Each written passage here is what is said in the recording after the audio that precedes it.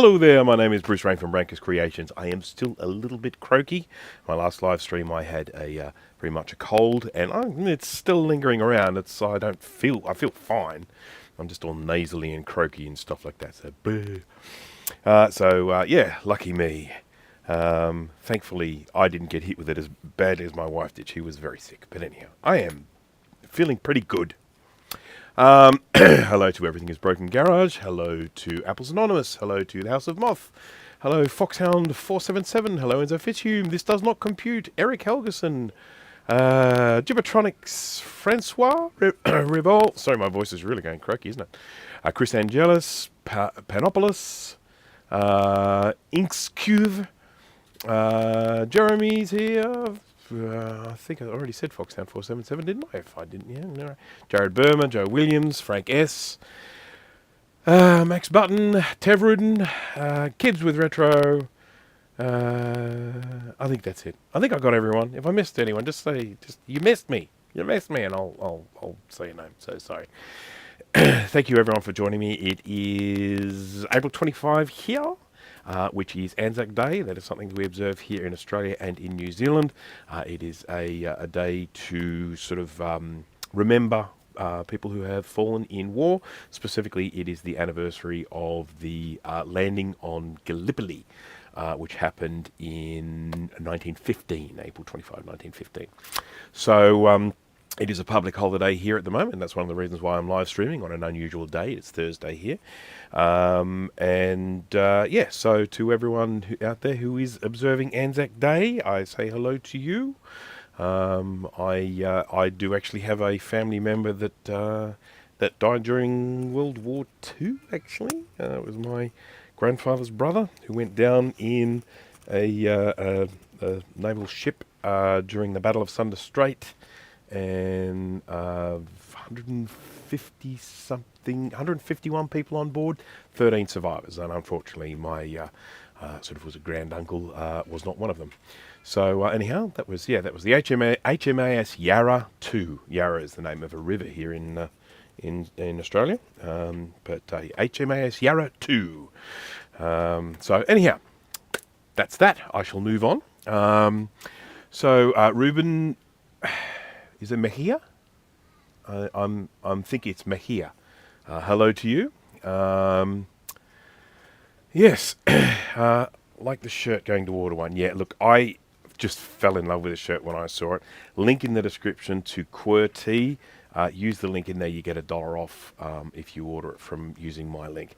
And I just love this. I mean, not only did, of course, I grow up with, the Coyote and Roadrunner, but just the super genius thing, because it's like he always thought of himself as such a genius, and came unstuck rather a lot. So I just that's always just made me laugh, the idea of wearing a shirt that says super genius. Crackling static went away. Oh no, it's still there. Just less. All right, just hang on a second. Bear with me a moment.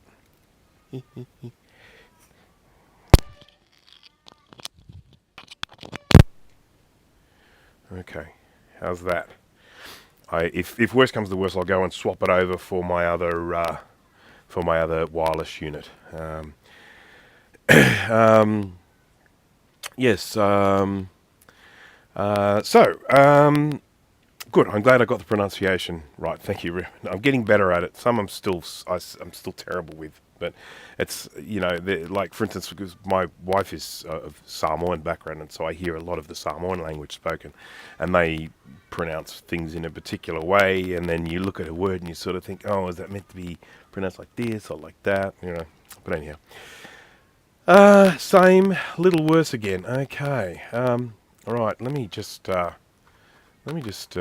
right. What I might do is I might go up. The other one I only just put on the charge this morning, but it's probably still got enough charge for me to proceed.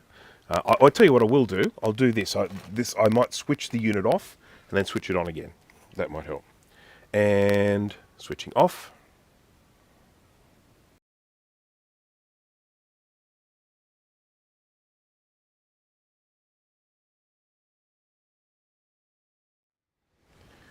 Yeah, there never seems to be any real rhyme or reason to when I do get a crackling sound. I did listen to one of my live streams back, and it's like, oh, that's crackling.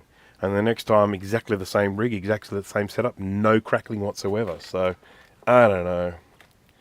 Yeah, I'll turn it off and on again. I've got fouling. Oh, the crackling is gone now. Well, there you go. So, it was. I think it was, sort of a bit of like a gaseous anomaly. So what was that thing in Men in Black? Some swamp gas, caught a light. Anyhow, okay, so expect perfect audio for the amount I'm paying. Indeed, I totally understand that. So anyhow, what I'm going to be doing today, this is going to be, let's call it, we're embarking on a journey, and let's see if we can go on this journey together. Someone sent me a Macintosh SE 30 board, and they said, look, I would like you to make an assessment. And my initial assessment was I came back and I said, forget it. It's a goner. And then I thought to myself, you know what? I mean, I'm doing a live stream. The whole purpose of a live stream is to try and sort of entertain and also, maybe try and educate, whether it be on soldering techniques or repair techniques or reading a schematic diagram or something like that. And I thought to myself, well, I may never get this working, but at least we can actually spend some time working on it. I'm just going to jump over here to the top view. The whole thing with the SE30 is that it is a 6-layer board. So we've got a layer on the top, we've got a layer on the bottom, we have a voltage layer, a power layer, we have a ground layer, and then we have 2 data layers inside it. And that actually presents a fair bit of an issue because the design of this board, I don't know if it could have been done better, but basically you've got your battery living here. The battery holder's gone. It would normally run across there. You've got your battery living here, and then you've got all of these. You've got these RAM multiplexer chips down here. You've got your ROM here. You've got all your data and address lines going on, and they're all traveling through this area here. And so when the battery leaks, it leaks into these little vias that are all around here. And let's just zoom in a little bit, shall we?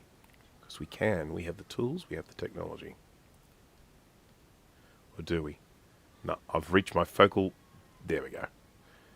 That's the nice. Yeah, that's good. Okay, so you can see all these little holes down here. Hole. They're all vias, and these are vias that don't just go through to the other side. These go to layers in the middle. So what we end up having to do with these is when we find that there's one that's not going to where it's supposed to go, we then have to run trace repairs, but we have to run them to somewhere else on the board, and that is the difficult thing. Now, I just wanted to mention this straight after when I saw a comment there from Colin from This Does Not Compute. He regularly requests to have a look at the chook cam, and I'm very, very sorry to disappoint, but at the moment the chook cam is down. I only just realised that as I sat down here to work today. I know what the problem is and I know how to fix it, but it does involve restarting my network hub down there, and I'm not going to do that during a live stream or just before one, because that is just tempting fate, that is. Who knows what will happen. So anyhow, this is a computer that I kind of really do expect. Well, I shouldn't say I expect anything. I mean, I've worked on some horrendous ones and got them going, so you never know. We've got the normal things here. We've got surface mount electrolytic capacitors. This board has already spent quite a bit of time in the ultrasonic cleaner. I don't normally do that. I normally start the repairs first, but I wanted to have as much of any corroded traces washed away. So I'm not sort of, so it hopefully will make some of the damage more visible for me. We've got some green happening around here. Green's never a good thing because green is basically corroded copper. So, maybe one of the chickens will wander in here and I can actually grab one of them and say hello to it in person. Okay, so now this has these particular VRAM chips. There are 2 different types of VRAM chip that the SE30s come with. These are the ones that if I was to plug this in right now, we would get the classic CMOS-CMAC. Well, we might get no picture at all. But if we do get a picture, we would get the classic CMOS-CMAC image, which is the default output for these VRAM chips. Okay, that's what they output if they're not getting any information being sent to them. And so that tells us it's not working. We would not get any chime from this, and the reason being that there's going to be a lot of damage to these data lines here coming from the ROM, and the chime comes from the ROM. So if we can't read the ROM properly, we're not going to get a chime. So, I mean, I can plug it in and we can have a look, but that is basically what I expect to see. I would expect we switch this on and we'll get the classic CMUS-CMAC image. So I may as well do it because, I mean, you know, I talk about this stuff, got to demonstrate it.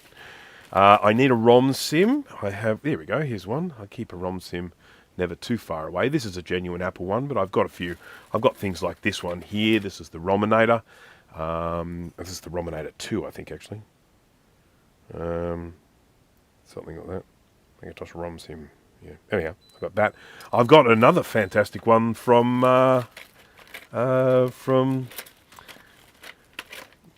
Kero's Mac Mods. K Koba. He sent me one. It's in here somewhere. Or it might actually be in a Mac. It's probably in a Mac, come to think of it. Trying to do the trick on how to get streams like that to not auto-end when the source disconnects by scheduling it and turning off auto-end. I don't think I have auto-end turned on, and you know why? Because during my last stream, I didn't actually switch it off manually, and it just kept on going and going and going and going and going. I had someone jump into the chat say, "What's happening? It's just giving me the loading thing." I was like, yeah, it finished an hour ago. Sorry about that. Oh, that reminds me, I'd like to record. I'm going to record this. There we go. I've been recording my live streams. Callan, hello there.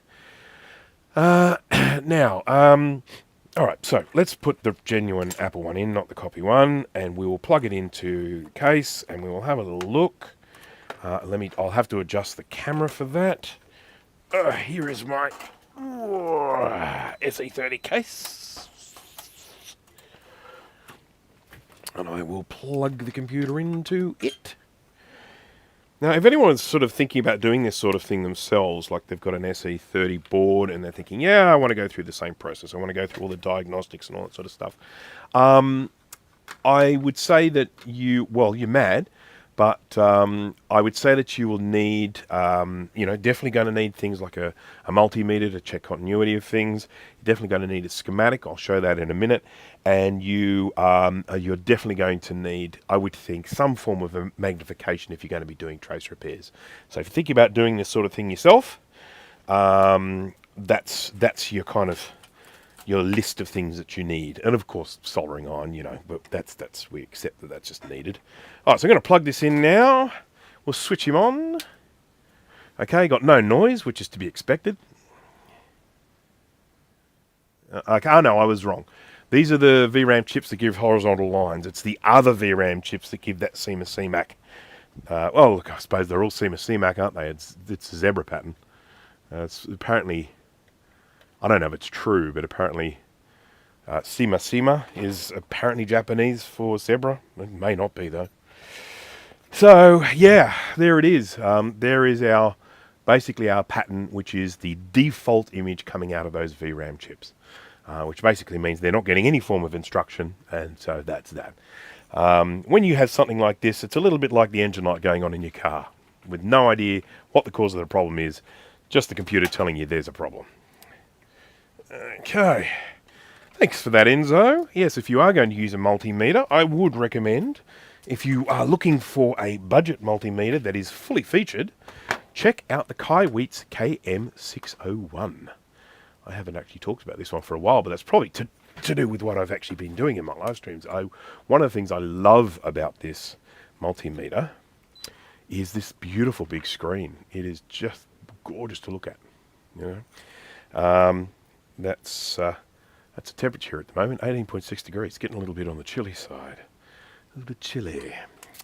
So anyhow, there we go. Now, I'm going to now jump across very quickly to this, and what we are looking at here is a schematic diagram. This was a redrawn schematic diagram of the Macintosh SE30. Now there was a schematic diagram floating around that was an original Apple one. It's still out there, out and about if you're looking for it, and you can scan it in.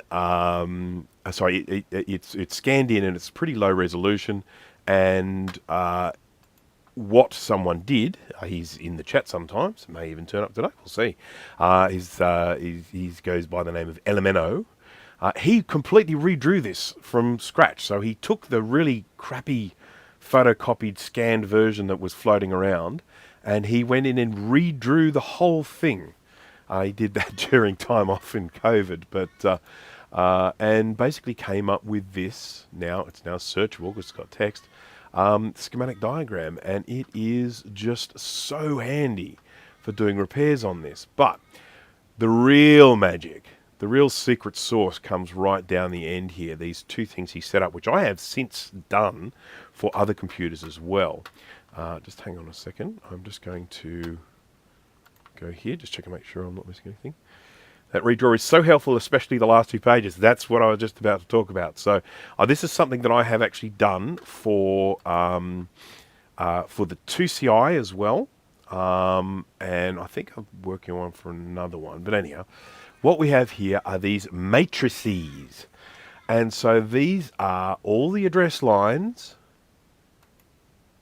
and all the data lines. And what this little matrix shows is where each of those address lines and data lines go. So, for example, we can say here address line 2, that is pin 4 of the ROM, and it should connect to pins 3 and 6 of UJ2, it should connect to pin 8 of UK8, it should connect to pin 4 of UC8, and 37 of UG12, 43 of UE10, etc., etc. You get where I'm going with this.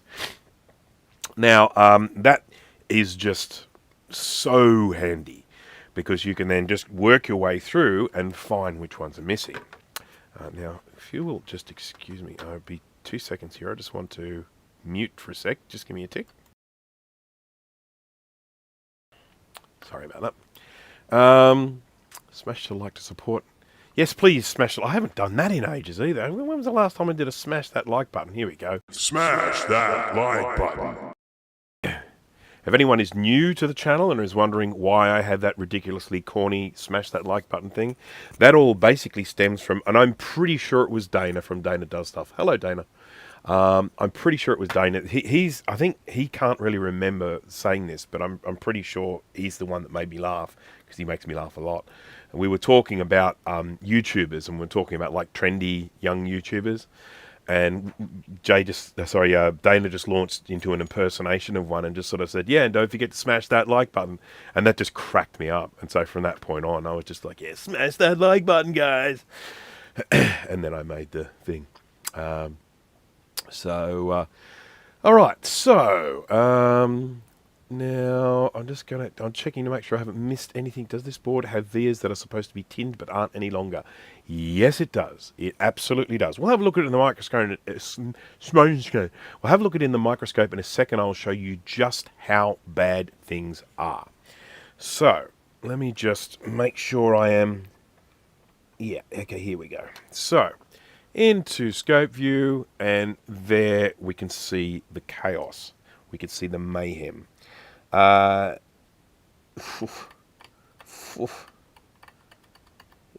Okay. So things like this here. That's a via, right? Oh, there's a slight delay on my microscope camera. Don't know why. I might unplug it and plug it in again, and we'll see what happens. That hole there is meant to have a copper via running through it, but it doesn't. It is gone, completely gone. And then, here, all of these little, you can see this little dark groove here. That is a completely gone trace. You can see the copper goes along there, then it stops, and it is gone. Excuse me. This is the real-time clock chip. Now, this is obviously a complete train wreck, and then we're missing a couple of diodes here. We're missing a capacitor there. We are missing the crystal oscillator here for the time. Now that one there, the oscillator, the real-time clock, and those diodes, we can run the computer without them. It won't keep time, but it will run without them. So I'm just going to quickly switch off I've lost my stormtrooper. Where's my stormtrooper? He's fallen off my microscope. He could be anywhere, the poor thing. Oh, never mind. He's on the wrong side anyway. Okay, I'm just going to switch the camera off and on again, and we'll just see if we can fix this time delay that we've got going on here.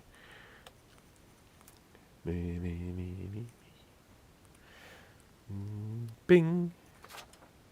Is that better? Yeah, that's much better. And it's still a little bit laggy, but it's much better than it was. Now, a lot of the time when you're looking at these, things can sometimes end up being worse than they really are. For example, when we look at this here where there's meant to be a capacitor, I can pretty much guarantee that with some scrapey scrape, I'll actually be able to bring these pads back so that they look like new. Or, well, maybe not new, but certainly better than they look at the moment. So I've got my scalpel here. I'll do some scrapey scrape.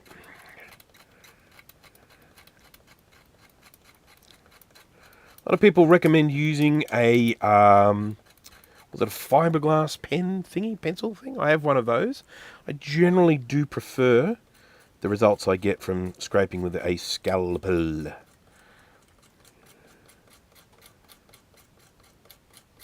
And you can see there's actually quite a bit of copper there. Now there could be a break there. Let's just check that with the old continuity meter thing. Here we go. We go from higher to higher. Ah, we're still good. So once we get a bit of solder on that, that will help it. Okay, Panopoulos. There are reproduction SE 30 PCBs now, I believe. Transplanting the components might be less work than tracing and fixing all that. Yes, you are exactly right. So Panopoulos is referring to the SE30 Reloaded board, which was made by Boll. Boll, who is a very, very clever individual. He, not only did he create a new board, but he actually sort of re-engineered it so that it's only a 4-layer board. Modern manufacturing allows smaller and closer together traces, so he was able to actually re-engineer it so that it didn't need 6 layers, so that actually makes the board production a little bit cheaper to do as well. But it also meant that he was able to just change the board a little bit. One of the things he did is he gave the option for you to solder the ROMs directly to the board rather than using a ROM slot, which, you know, I think is actually quite a smart thing to do.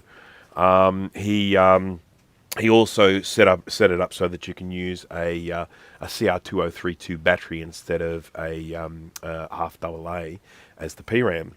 And so, yeah, I mean, it is very tempting to go in and do that. And I mean, look, I probably should. I guess this video becomes more of a demonstration than really than a practical thing. We might get this going, and that'd be great fun. But I generally look at this as sort of being, you know, kind of demonstrating the process of doing trace repairs and demonstrating trying to diagnose this. So, and of course, once you do repair these and they have this little snaking pattern of wires all over the back of them, it's actually quite, you know, quite fun, I think. You know, you look at the board and what a mess it looks, and you go, but it works. But it works. Now, always issues when we're looking here because, you know, if these traces have got damage going underneath this slot, then the slot has to come off, and we really don't want to have to take that off, because I don't know if anyone's removed a slot like this before, but they're a bit of a nightmare. So one of the things I have to do here is I have to scrape off all the blackness, because I need to discover whether these traces are sort of look yucky but are actually still intact underneath, or whether they are, you know, broken. So I can actually see a few here which I'm pretty sure are broken. This is probably one of the worst battery damage ones I've ever seen, I suppose.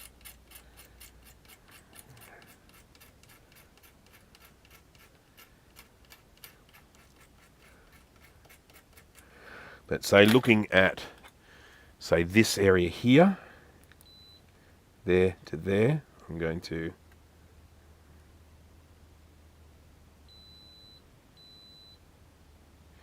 ba-bow. God, that one's good. Wouldn't have thought it. Oh, so there's that one. Wouldn't have thunk that either. Might have to take this serial number off, so I better take a photo of it in situ.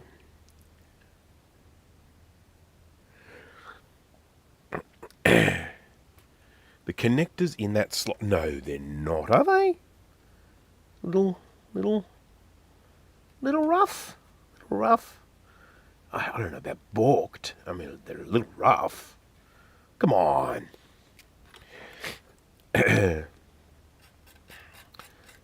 Be good if I just had like some sort of scrubby, brushy thing I could stick on the Dremel and just scrape all these away and really, really quickly and easy. Mind you, it's happening quite quickly now, isn't it?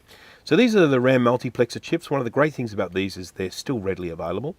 So I actually keep a pretty decent supply of these. Having said that, I am starting to go through a lot of them these days because of all the SE30 damage coming my way.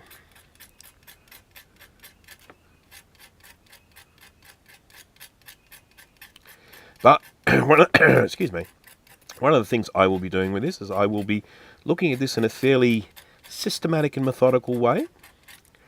And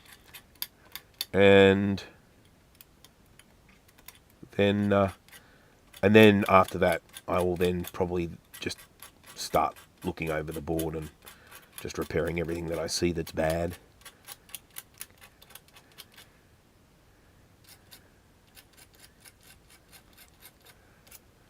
When I'm repairing traces, I do generally try and, if I can, put the wire in the same place as the original trace.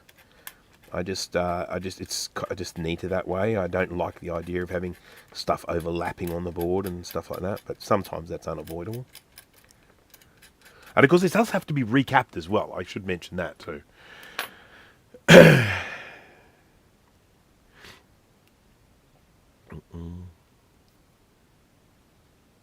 What was Con's idea? Belt sander. Well, I've got a belt sander. Hello, Mike. I do actually have a belt sander. I mean, I've got sanders for the Dremel. I've got little sanding things for the Dremel. I could just run a sander over here with the Dremel. But I am worried about what it might do. Okay. I mean, I don't want to make it worse. Okay, so, as I said, systematic, methodical. That's me. No one has ever said anything else but systematic and methodical about me. That, of course, is nonsense, but never mind. So, we have got, if we look at the ROM here, one of the things I generally do, if I can find my little pen, here it is. Do it for science. I don't think you can make it worse. Come on, yes I can. Of course I can. Yeah. Let me, what wire gauge do you recommend for trace repair? What's the most cost-efficient way of buying multiple kinds of wire? So I have, if you actually have a look at my video on, I think it's on trace repair. At the very beginning of it, I actually describe the 3 wires that I use, and I think there's links in the description as well. And they are, for this sort of trace repair, I don't use the really thin one. I can't even bloody find it. It's going to be a short live stream if I can't freaking find my wire. So I've generally got a thicker wire like this, which I use for, you know, some of the sort of the thicker wires, ones like this. You can see that trace is a bit thicker. I would use a wire like this to repair something like that. I've got this really thin stuff here. This is tiny. So this is 40 AWG, 40 American wire gauge. And this stuff I use probably more for modern computer trace repairs. I tend not to do the vintage ones using that size. The one that I use for the majority of trace repairs is actually 34 AWG. And I can't find it, but I will find it. I mean, it's in here. It hasn't been taken from this workshop. It means it's just fallen down somewhere, probably. Probably over here. It's the sort of thing that ends up on the floor, especially in my workshop. I've got a kind of a pile happening here. A kind of a stacks on of computers happening. And this is, I feel, is the most likely place that it would be. If it's not on my desk, that is. Ryan Joffrey, thank you very much. A half cup of Charbucks for my brother down under. That's right, I've got a fancy coffee machine. I can make my own coffee at home. Action Retro, hello there, Sean. Where was I going? Oh, Sean, wanted to tell you this. So, you mentioned in your last live stream, sorry, no, your last video, where you're working on an SE30, that you were thinking of doing some coding, maybe even writing some software for the old vintage Mac. And I just wanted to tell you to maybe have a look into Real Basic version 2 in particular. You can code that for System 7.1, and I used to use it, and it's a pretty quick and easy way of getting apps up and running on old Macs and that. So just if you want, just check out Real Basic 2. If you have any questions about it, let me know, because I used to use it a lot back in the olden days. Wrote some software. This is not really what I expected to be doing at the beginning of this live stream, hunting for my wire. I'll just check and see that it hasn't just been pushed around here. No. Oops. Sorry, that's probably crackling there. I better do something about this pile. I can't avoid it. The pile is here. Let's sort this pile out. Won't need any of these today. So, oh yeah. I really need to move these down to the next shelf down, and then put the things on the next shelf down up onto that shelf. It would be way more logical.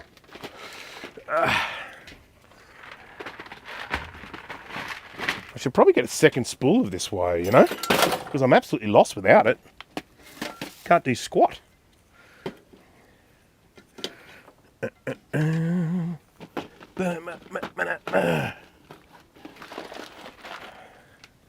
I've been watching old episodes of Thunderbirds lately. The old 1964 series. 64, 65, something like that. It's reliving my youth. Okay, we're starting to get to the bottom of this pile, and I have a feeling I will find the spool of wire under things here.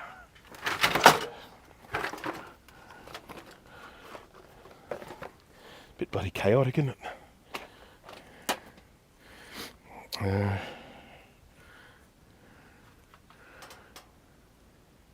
Yes. Hello, Sol. 2112ist. I grew up on QBasic and Visual Basic. Well, you'll have no trouble then adapting to Real Basic. It's very sort of similar, I think, to Visual Basic in that regard. The other cool thing about it, it is a cross-development platform. I don't know if those early ones were, but you used to be able to actually write code in Real Basic and then you could compile it for Mac or for Windows. Oh, yeah. But who wants to compile for Windows? Ugh. The spool is white, and so I feel like it should stand out. The fear is that it's like fallen into the bin or something like that. Or as the Americans would say, the trash. I cannot for the life of me think where it would end up. I'm still here. I'm just under things. It must be on the desk here. And it must be. I mean, it's not on the floor. How frustrating. Can't do trace repairs without wire.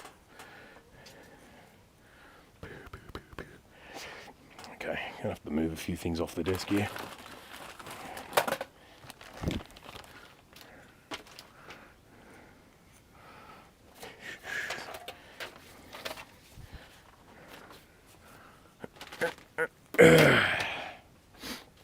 Analog boards.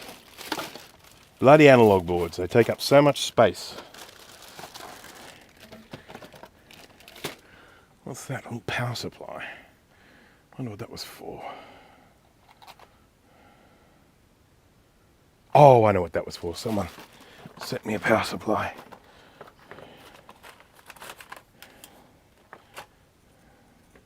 Very frustrating, sorry. I mean, frustrating for everyone involved.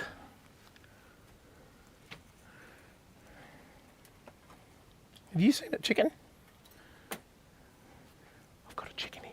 Should we say hello to the chicken? If she lets me. Hello? No, she's not going to let me. Reached out and she walked away. This one might. This one actually sometimes lets me pick her up. Yep. Yeah. Woo.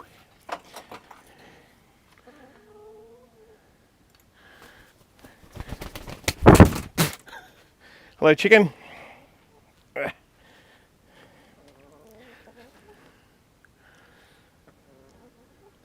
Hello? Have you seen my wire? No, not that way.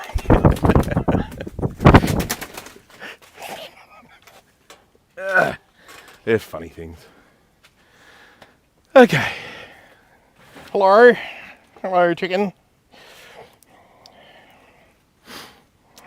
Alright. Still hunting for the wire. This is a first for me. I've never lost this wire before. And what worries me is it's stored in a particular location where if it fell down, it could potentially end up in the bin. Oh, look at that.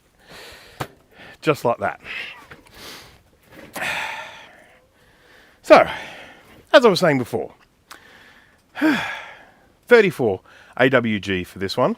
Now this wire is actually the sort of wire that you would use for wrapping an electromagnet or transformer.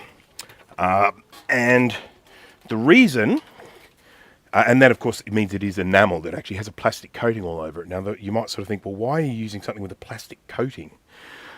The reason for that is, first of all, it's very easy to get this plastic coating off because you just apply a little bit of heat to it. But the other thing is that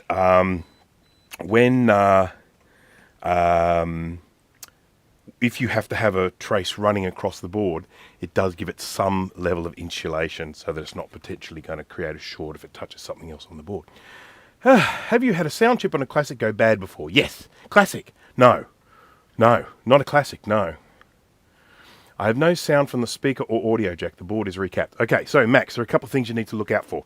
So no sound. Okay, so yeah, let me grab a Classic board and just show you the things to look out for. What I have had go bad on a Classic is the amplifier.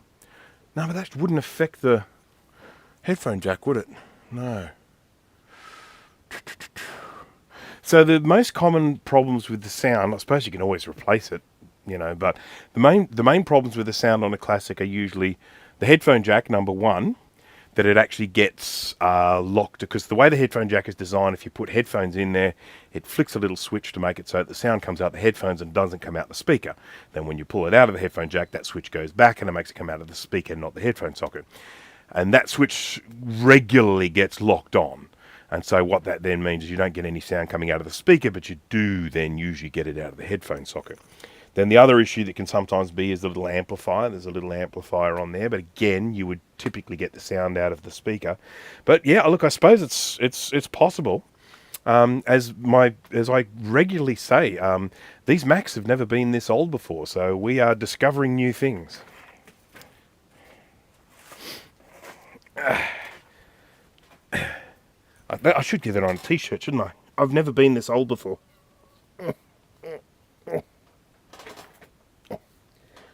All right. Phew. All right, so one of the first things I'm going to do is get my glasses that I sat on yesterday, so let's hope they still work all right. Not supposed to sit on glasses.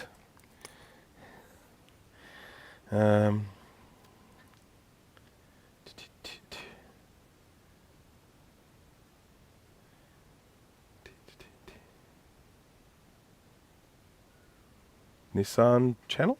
Hello there to you in Thailand. Just checking. Yeah, make sure legs of sound chip are soldered, not corroded. That's very good advice. Okay. All right. The algorithm doesn't always properly notify me of your live streams, or if it notifies me late. I know, there's not much you can do about that. You're sort of at the whims of the YouTube machine there. I've had many people say the same thing, but there's very little I can do about it. This one here, I set up this live stream yesterday.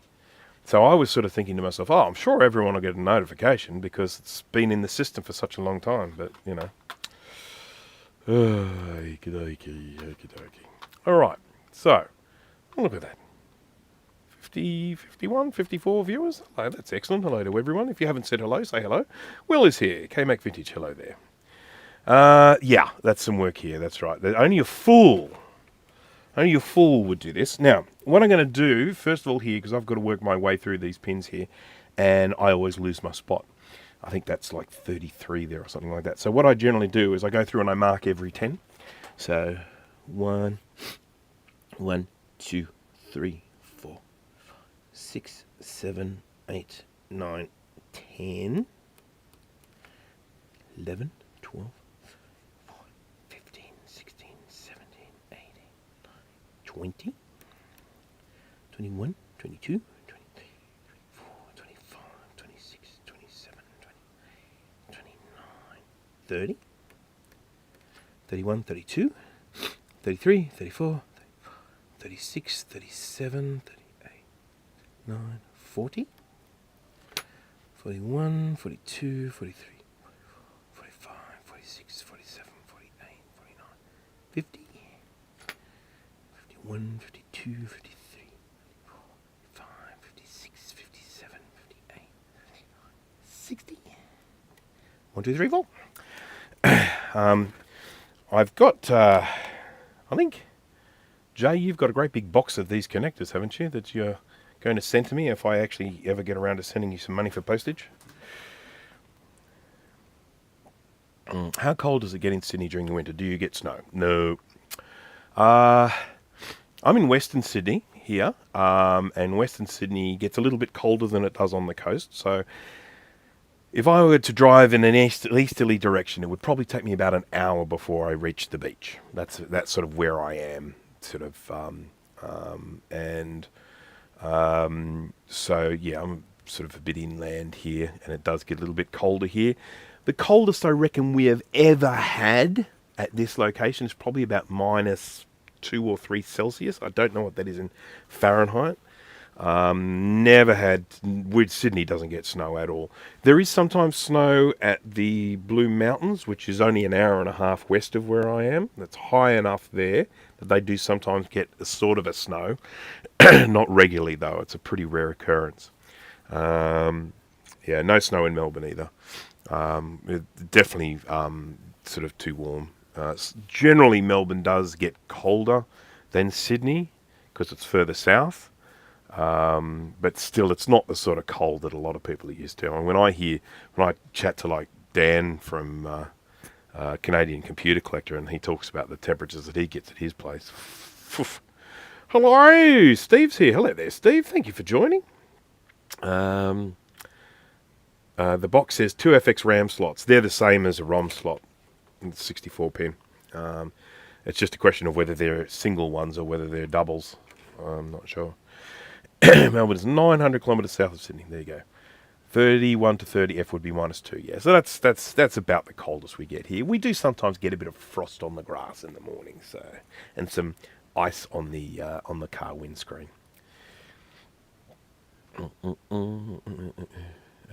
And then of course when it gets hot here, it gets very hot. So the hottest day we've ever recorded since I've lived here, and I've lived here at this location in Sydney for about 20 years, and the hottest it's ever got here was 45 degrees Celsius. So okay, just a second here for a moment. Just muting to sniffle because I've got a runny nose. All right, so now, as I said a couple of times now, systematic and methodical, in the same way that I found my wire in the bin. That's the sort of systematic, methodical way I'm going to do things. Going to zoom out here a little so we can see the multimeter. And I have to focus it. So this is a manually focusing camera, which I quite like. I mean, it's a pain to focus, of course, but I do actually quite like having that manualness. 19 degrees C. Ozo, is that Ozo or Uzo? It's a bit early for Uzo, isn't it? I suppose it's on Anzac Day, people often start drinking before the sun comes up, so it's a very, on Anzac Day here in Australia, people often go to a dawn service, and so a lot of the clubs here, for instance, there's like a retired servicemen's club up that way, not far away, and they open their doors very, very early, I don't know, like 4 o'clock in the morning or something like that, and people rock up, and they have a dawn service in memory of fallen soldiers, and then people usually start drinking, like at about 6 in the morning. So, yell. Hottest Melbourne got to 47. Yeah, that's bloody hot, isn't it? But this is very hot. You know, there's the east coast of Australia is a very hot place. So it's the west coast for that matter. God, some of the temperatures they get in Perth and Adelaide, man, Adelaide cop it all the time. They often don't get the same sort of cold relief that we get in places like Melbourne and Sydney, but Adelaide, which is sort of in the middle down the bottom, they cop some of the worst heat, and just long stretches of it as well. Just days and days and days and days and days of relentless heat. Dear, 45, 45, 47, nice. Okay, so I am going to jump across here very quickly. We will look at our little diagram, and we've got here the first address line that we have on this ROM slot is address line 2, and it's pin 4 of the ROM slot, and it should go to UJ2 pins 3 and 6. So let's jump back now, and we'll try that out. So we've got UJ2 is this one. That's UJ2 right there. That's a RAM multiplexer chip. There's pin 1, 2, there's pin 3. So we want to go from 1, 2, 3, 4, from pin 4 to pin 3. And I am getting, well, I should put it on the right setting, shouldn't I? I'm getting 0. I moved it, so you can't even see it. Here we go. To 3. Getting 0. No continuity at all. So, okay.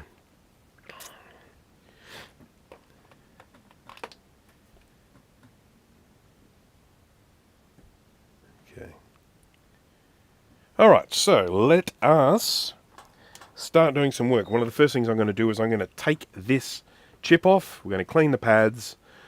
If this pin is unsalvageable, if this chip is unsalvageable, I'm going to put a new one down there, and then we're going to start looking at repairing the traces coming out of it. So, oh, where's my light gone? Did I switch my light off? Must have done by accident. Yep, switched it off by accident. Scope view. I need my other glasses. I don't like using my little bifocals for the microscopes. Okay, so let's get a heat shield in here in the way of a little metal blade from one of those little box cutters. And then I'm going to apply some heat here. We're going to whip this chip off. This is the F258. As I say, still readily available. A lot of these sort of F chips are still readily available. Now, this is, that feels like, that's better. This is really crunchy here, and this it could be quite difficult to get this off. We'll just see, because once solder gets really corroded, it doesn't melt very well. There we go. Got that off. I think it would make sense to replace this chip. Some of these legs look pretty bad.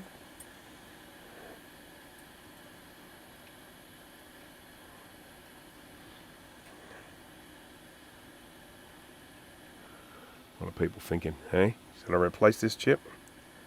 Or just clean them up?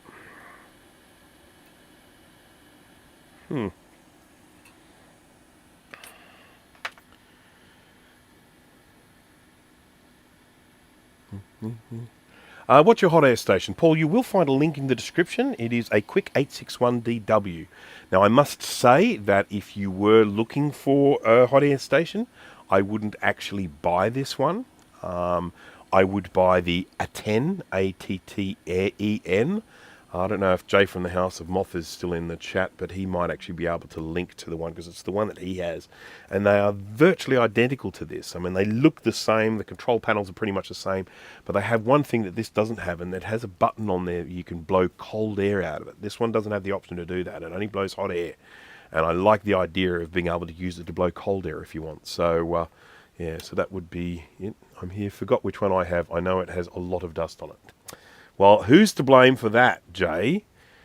Mr. I haven't done any repairs in ages. It's horrific. Now, one of the things I have not mentioned enough today, or at all, is SteriFlux. You're going to be seeing this come out a lot during this repair. SteriFlux, again, links in the description to their store. There is a discount code in there as well. So if you actually buy it from the... you can either just use the discount code, or if you click on the link to this solder, sorry, to this flux, I think it automatically applies. But either way, I've got a Brancus, a discount code will give you a discount if you buy it. This Steri ASM flux is absolutely my favourite. I better turn on the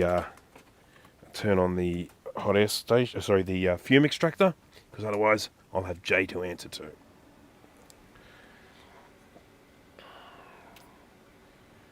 Lewis Rossman did a review on the Atten a while ago. Yeah, so Atten do actually make more than one, but I'm assuming it's the one that's the same as this.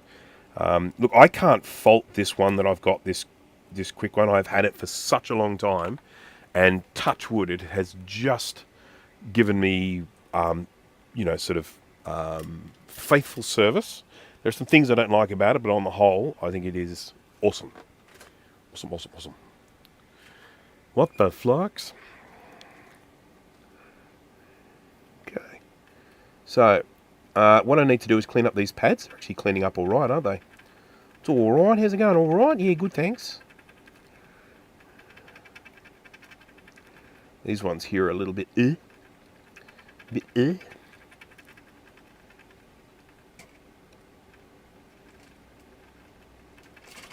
Then I will get some solder wick, and I'll use that.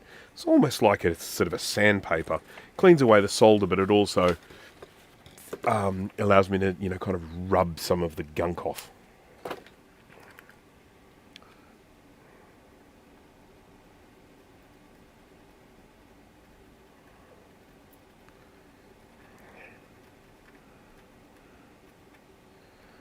Now, obviously, before I put a chip down here, I need to make sure I've got continuity everywhere. I want to be able to put a chip down with impunity and know that everything under it is ship shape.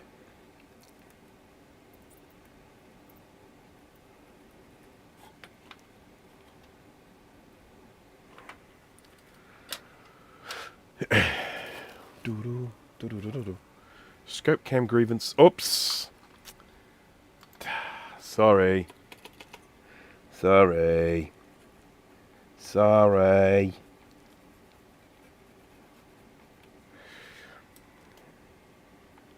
It's too late to apologize. Right, so just going to scrapity scrape until there's no more little black marks or anything here. And we either see shiny copper or we see shiny solder.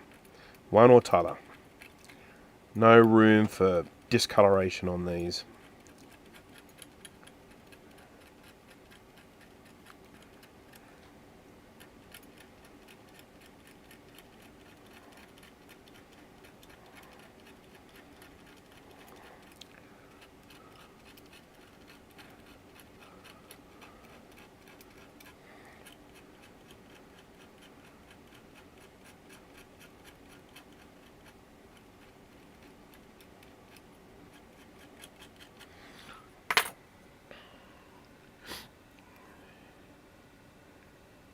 15C in Melbourne. That's me putting a heater on, I tell you.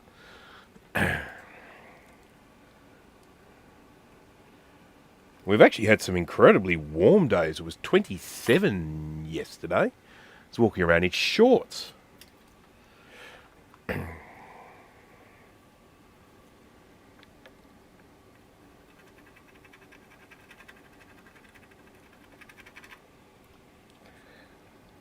Definitely unseasonably warm for this time of year.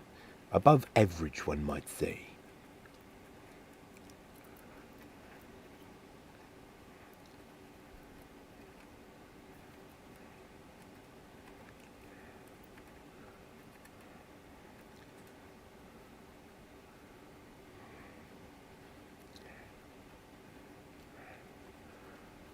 Starts to look a lot better when you start getting the, this coating of solder. You clean off all the corrosion and you put down a coating of solder. It all starts to look a little bit more,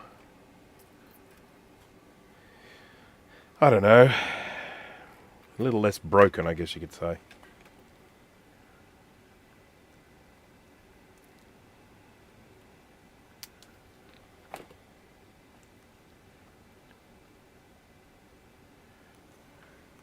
Hello, what in the? Battery damage SC30 I'm working on as well. I will observe closely. Well, one thing I can tell you, this is something that I sort of said in this live stream at the beginning. This is more of a demonstration type video because I'll be honest, if this was mine, I'm not sure I'd fix it. This is a customer's board and I've made no promises about being able to repair this, but I thought it would make a good demonstration as to some of the things that I do when I am faced with a computer with battery damage and that I might decide to fix. It is nice to try and keep as many SE30s going as possible. I think that's a good thing. But of course, now that we have things like the SE30 reloaded board, you do have to sort of question whether it's a good idea to go down this path or whether it should just be moving all the components onto a fresh board. That's probably what a lot of people would be doing. Now this is the chip that I removed, and I'm going to scrape some of the crap off it. And then I'm going to make an assessment as to whether I should keep it or replace it. If I have a feeling like any of these pins are compromised in strength, I'll just replace it. But if I can sort of scrape off the corrosion and they still look like they're in reasonable condition. It's this side here, which is the really bad side. And if in doing this, one of the legs falls off, I'm like, nah.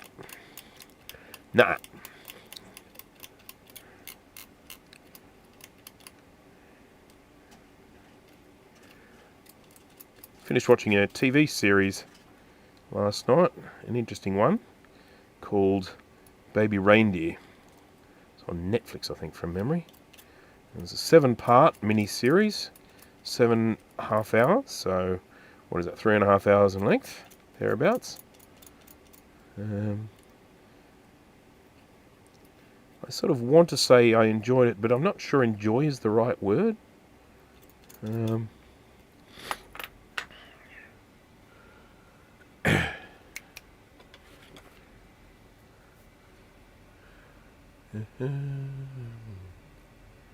54 watching now, that's amazing. Send you the bill for advertising consultation.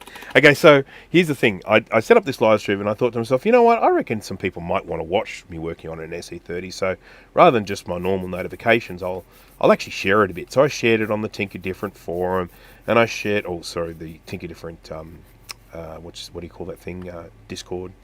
And I shared it on VAME, and I think it immediately got removed from VAME. That's Vintage Apple Macintosh Enthusiasts on Facebook. I shared it there. I think someone must have. Maybe they don't do self promotion on that Facebook because it just disappeared immediately. And then I shared it on low end Mac. I think that probably won't get deleted because I know some of the admins. If I got deleted from there, I'd be like, hey. My white balance is a little bit funky at the moment, isn't it? I need to change the settings of this. It looks like it's defaulted. But the only way I can do that is by plugging it into HDMI. And I'm not sure I want to do that.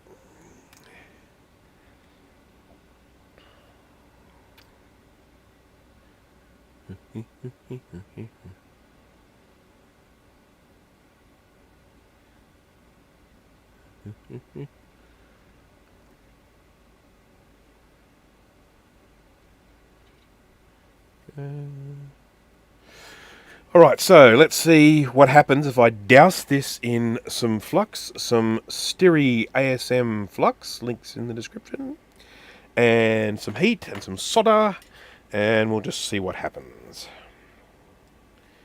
And we might be able to salvage this chip. It seems like crazy lengths, doesn't it?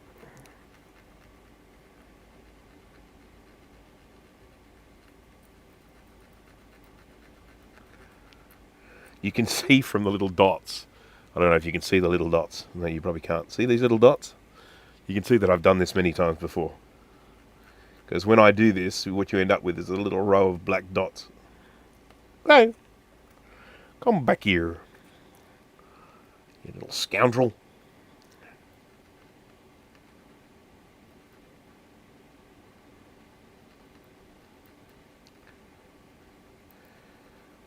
Just thinking, talking of the SE30, I don't know if Sean from Action Retro is still in the chat, but Sean released a video, his last release, which would have been, I guess, on Saturday or Sunday, I suppose, depending on what part of the world you're in. He did one on an SE30 that he has got hold of. He got a... he's had his cursed SE30 for a while, but he got hold of another one, and he had that connected up to a radius pivot monitor, which were all the rage in the early days of DTP, because you had the option to either work on it on a page landscape, or you could view like an actual, if you're doing desktop publishing, you could view a page from in its portrait form, and that was a big old deal back in those days. And so they brought out the radius pivot that you could flip around. I don't know that we ever had one at the studio, is that? I mean, I definitely saw one somewhere. Maybe one of my clients had one or something, but yeah. Finally got a 120. Dan K, hello there. Got to work always. So this is Ryan Joffrey. Got to work always. Good to see you. Thanks. Good night. Thank you for joining. I do appreciate it. So Dan K finally got a 128K Mac with Macintosh 128K badge on the back. Awesome. Was okay. So that means it would have come out at the same time they were selling the 512s as well, because they originally were just were Macintosh, and then when they started having a distinction between a 128K and a 512 or the Fat Mac, you then got the badge on them. Was even able to get the 400K floppy running again. That's awesome. Those things just seize like crazy. No leaky caps. Yeah, generally the 128K is not too bad with caps. It's the RAM chips that are the problem with them. That's going to continue to get worse as well. We're just going to have pretty much every one of those is going to have bad RAM chips, and then they'll all have to be replaced.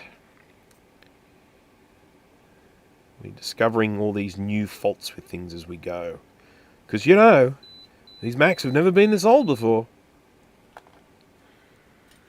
You know.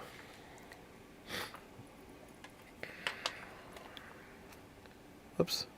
Picked up some sort of gunk.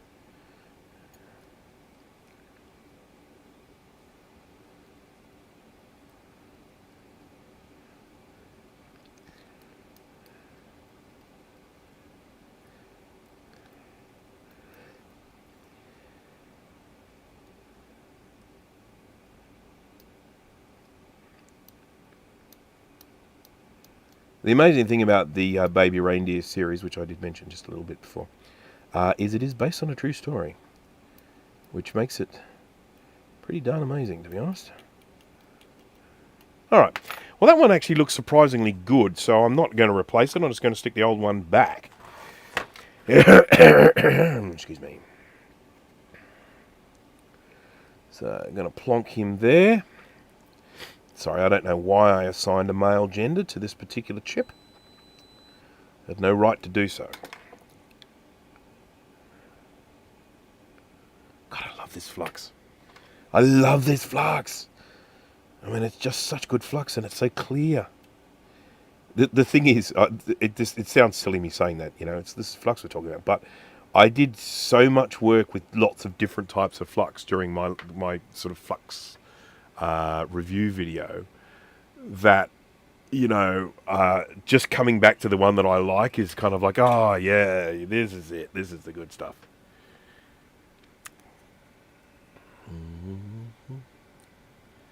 Yes, Enzo, you're quite correct about the baby reindeer.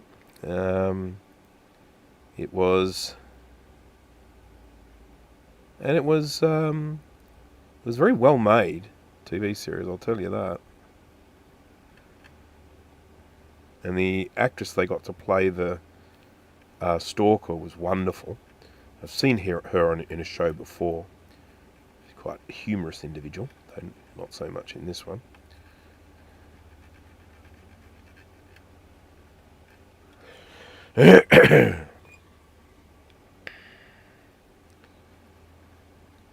I've had a few people tell me that you're not supposed to get solder on the top of the legs of an IC. And my response to that is, uh-oh.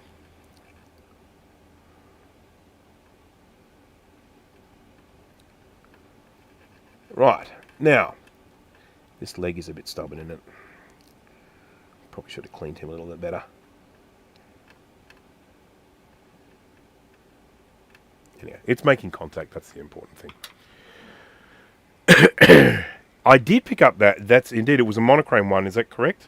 It was the same with the one that Sean had, that was also a monochrome one. Yes, I remember having that in my storage unit for a little while until you were able to come and grab it. Yeah. Tempting to whip it out and use it, but because I don't like to do that if I'm being asked to store it for someone. If I lift it up and a piece of plastic breaks off, it'll be like, uh-oh. Right, so what we need here, looking at my little matrix, which we looked at before, is we need to have continuity from pin 3 and pin 6 through to pin 4 of this socket. Now, there's pin 3, 4, 5, 6. No problems with continuity there. I can even see it. I can see where the electrons go. But here, now we're starting to see the problem, aren't we? Ta-da! So, it is time for our first trace repair. Excuse me. And once again, sorry for my voice. I still have a lurgy.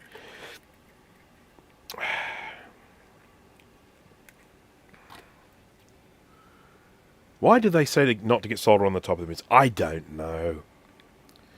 I don't know why they say that, but they do.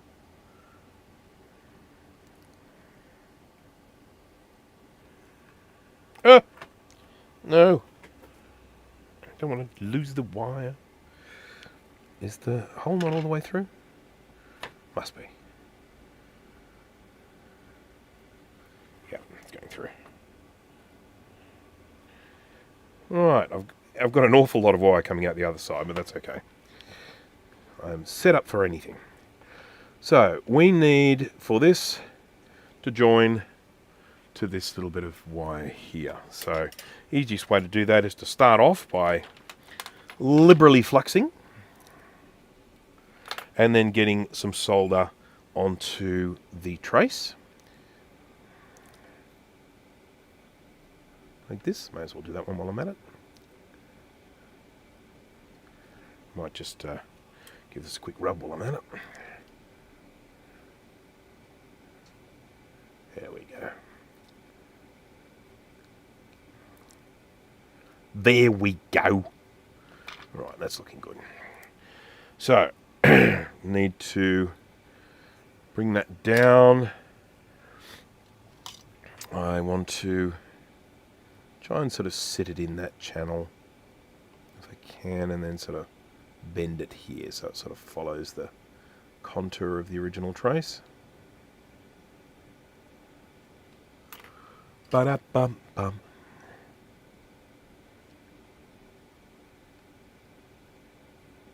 I'm burning my fingers 'cause I'm holding something very hot. Are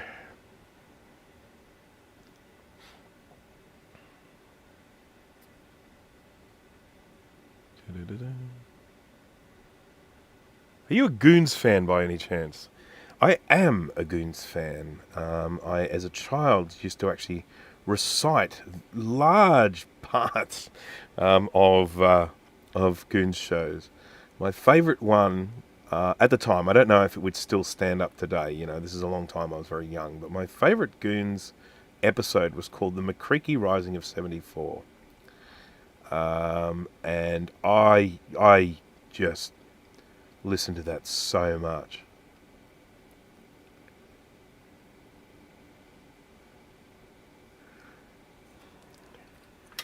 But yes, listened to a lot of Goons, and when I was a lot younger, with Spike Milligan, Peter Sellers, Harry Seacombe. Goonies fan, yes, I'm in the wrong age for that, I'm afraid. By the time Goonies came out, I was at an age where it was not a particularly sort of, I don't know, cool thing to be watching. But so a lot of my friends are huge Goonies fans because they were just a few years younger than me. Just a few years. Right, now we've got to send this wire somewhere. And it'll be interesting to see how many different places I have to redo it.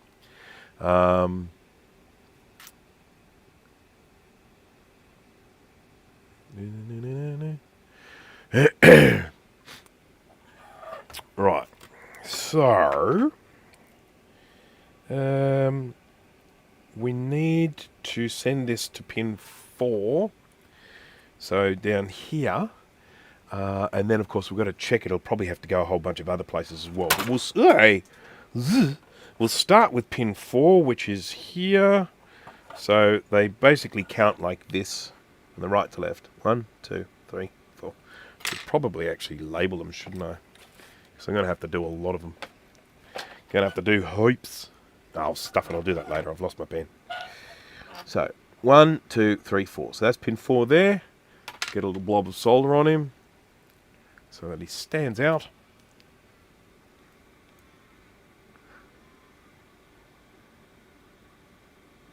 There we go.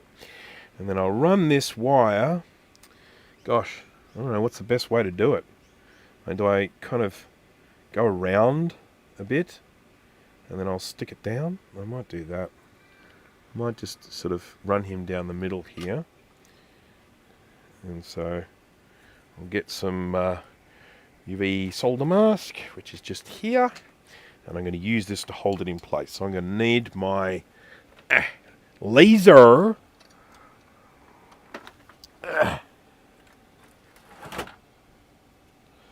Which I am not sure where my laser is. That feels like it there. It's sort of making a lasery sound. Yeah, there it is. He's got some wrapped up in some other wires, which has then made it fall to the ground.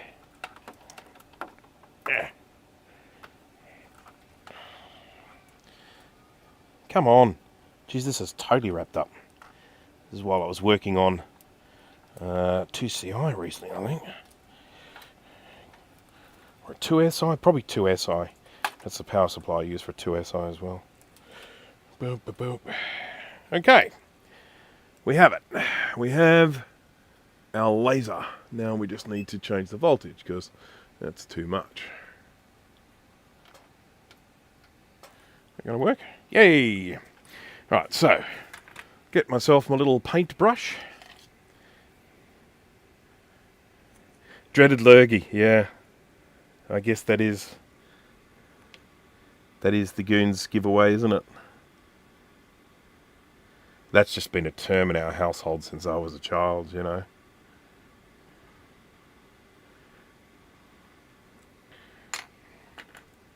Okay, so I'm going to do a couple of layers to make sure this is nice and strong, but this is the first one I'm doing.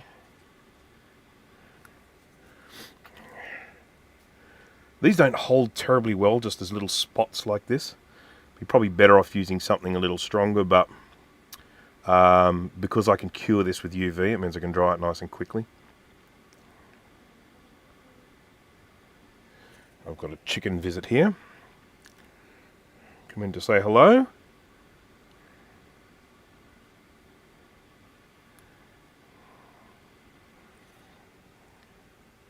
Ruggers Customs, hello there.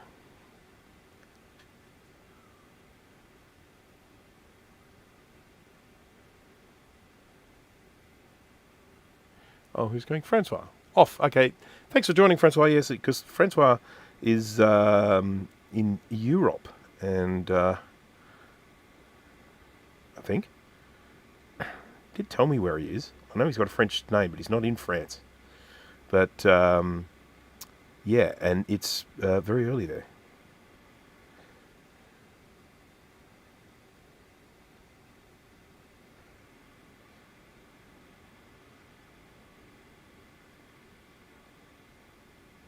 All right, that'll do. I think that'll be enough just to hold it in position. Sorry, I know I just whacked my microphone then, so it probably made a horrible noise. Okay, so then we can bring this across, and I'll leave a little bit of, what would you call it, sort of slack here, because I'm going to put some more UV mask there.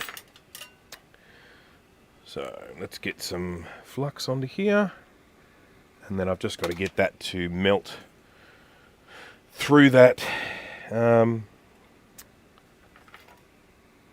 coating on this wire. Come on, there you go.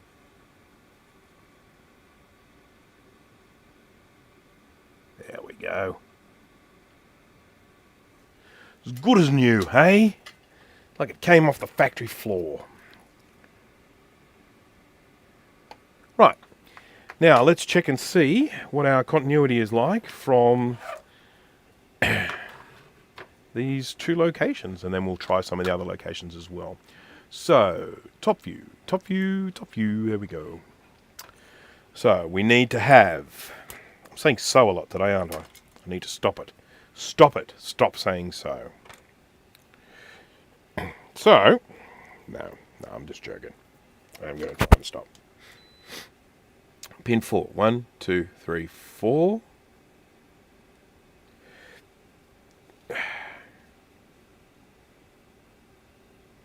Okay, pin 4 should go to pin 3. Yay! And pin 6. Yay! Okay, so we've restored that connection. But it's only part of the way there. Video ROM, we should be pin 8. So that's UK6, that's one there. Pin 1, 2, 3, 4, 5, 6, 7, 8. This will make me cry. 1, 2, 3, 4, 5. Just got to check and make sure. I do sometimes misread these. 8. 8. Okay, and then we've got Video Mux UC8, should be pin 4. UC8, UC8, UC8. UC8, you call out, okay? 1, 2, 3, 4, 5, 6, 7, 8. Yep, okay. UC8. So we're going to go from that. I'm going to check it on 8 here. 1, 2.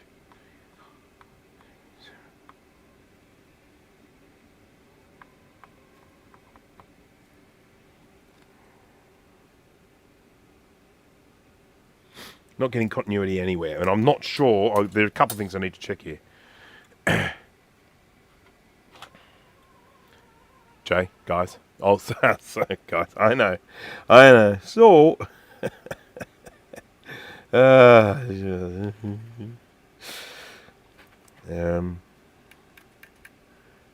1, 2, 3, 4, 5, 6, 7, 8. I might whip this out and pop him back in again as well, just to, good to reseat it. Gregory Brady, hello there, and welcome to the stream. This is something that I feel is going to go on for a very long time. I have been at this now for an hour, and 20 minutes. Now, of course, I do have the obligatory chat at the beginning and whatnot, but I am literally working on my first trace repair. So, productive I am not.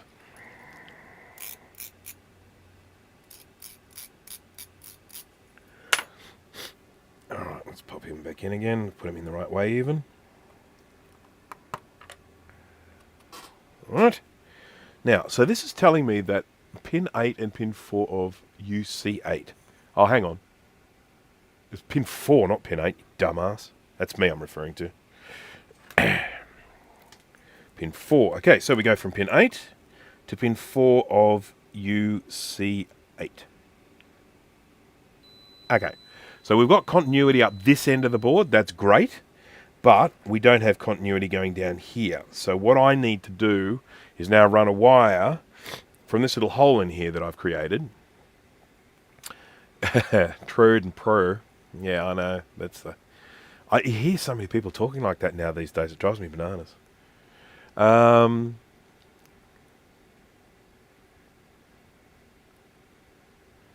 So...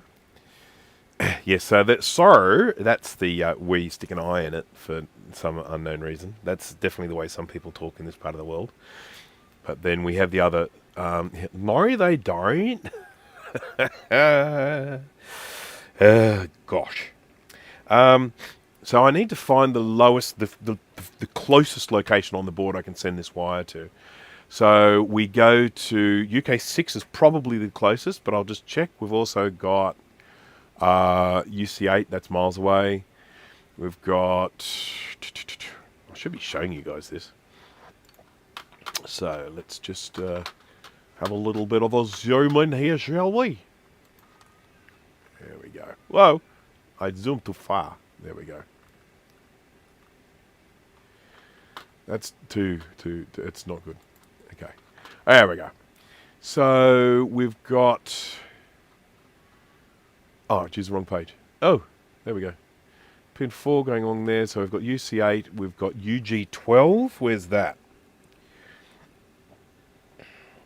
G. UG12. UG. That's all the way up there. That's miles away. UG12. We've got UE10. That's a sound chip. That's over here. That's miles away. And we've got UK8, which is a CPU. And we've got the FPU. Oh, that's probably the closest, but that might be a bit difficult to get to. We'll see. We'll see what I can do there. And we've got a PDS slot, which is over there. We could potentially run it to that as well, I suppose. So I've got three choices of running. So I need to run a wire from... Wow. I need to run a wire from Hoya to either here, here, or here. Now, of course, this is very long, so it really depends on where that one is. And of course, the traces could be shot on that as well. So that might be something we have to look at later on. What is it? We were looking at UI5. UI5. Oh god, I can't read that. It's too freaking small. It's that way around. I have to zoom into it.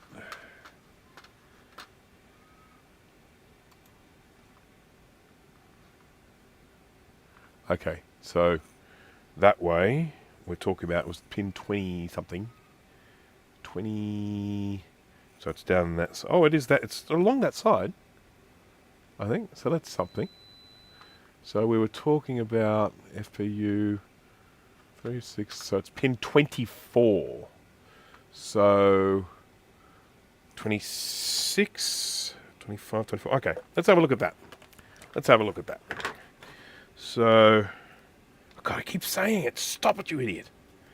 All right, 8 to 24. Okay, 26, 25, 24. 24. Oh, my multimeter turned off. He does that.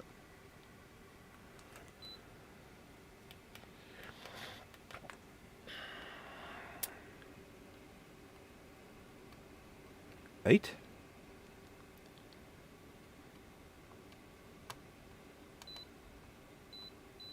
Okay.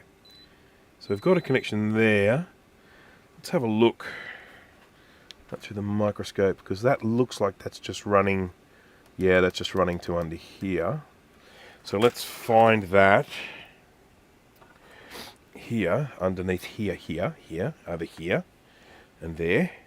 That's 8. So we go from 1, 2, 3, 4, 5, 6, 7, 8, right there. So that's happening on the other side of the board, I think. We'll check. I'm just going to get my little pen, which I feel like should still be here somewhere. Hello, pen. I mean, I do knock things onto the floor a lot, but I don't think I knocked the pen on the floor. I knocked the toothbrush.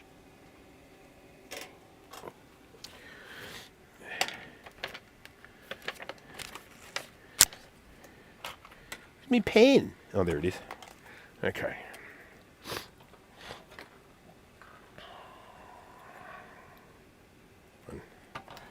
One, 2, 3, 4, 5, 6, 7, 8. Okay, I'm just drawing a little circle around it so I don't keep losing it. And then we're going to fiddle around with the multimeter here and see if we can find if there's a via or something this connects to. Ah, there you go. Right there. So I've got a dot there. I reckon I can connect it to that. So let's draw a circle around that. And see if I can suck all the solder out of it. Suck it. Scope view. Callan, hello there.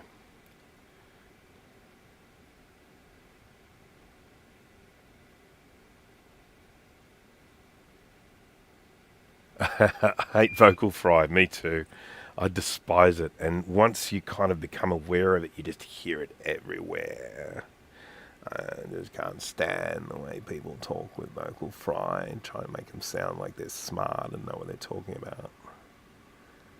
It is just, oh, for me, I hate it with a passion. There's a passion. Right, so we're going to do our next, oh, squeaky noise. Ugh. Going to do our next little wire repair. There's probably a piece of wire floating around on the desk somewhere, but I'm grabbing a new piece anyway. This spool will probably last me a lifetime, depending on how long I live for. So, let's pop this in here. I said so again. Just want to, by putting this in a hole, I give it a little bit more strength. A little bit more strength. Strength.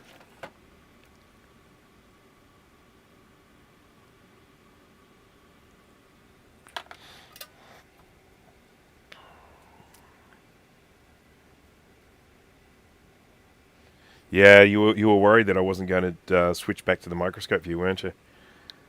No, that's not going to happen with me because I'm a professional.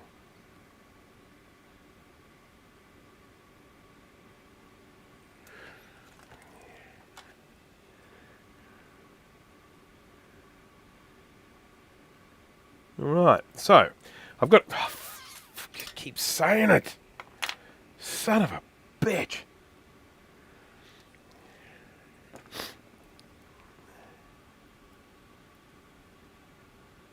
What's wrong with me?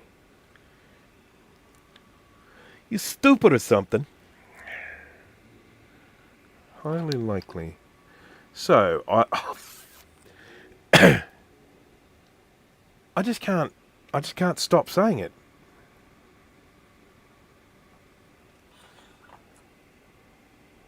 I'm glad I'm aware of it now, though, I suppose. With a bit of, you know, bit of therapy or whatever, I don't know, I can probably get past it. I just feel like such an idiot every time I say it.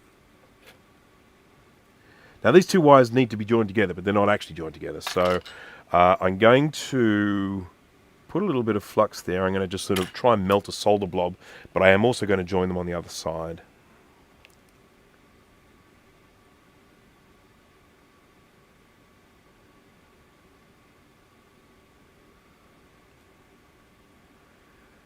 may not be able to get a blob to work. Ah! Blob's not working. But what you can do...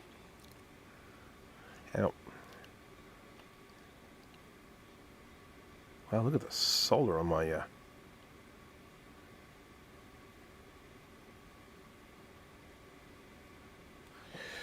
Doo-doo-doo.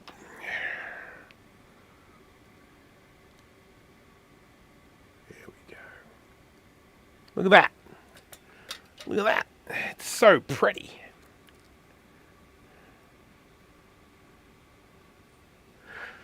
I'm missing a lot of the chat at the moment, and I do apologise for that. One of the reasons is that I'm doing this stuff. The other is that the chat has actually been moving fairly swiftly because I don't know what it's like now, but there were quite a few people watching at one stage there. People might be starting to get a bit tired and dropping off. I have to start doing some more entertaining stuff. I'll start dancing and singing.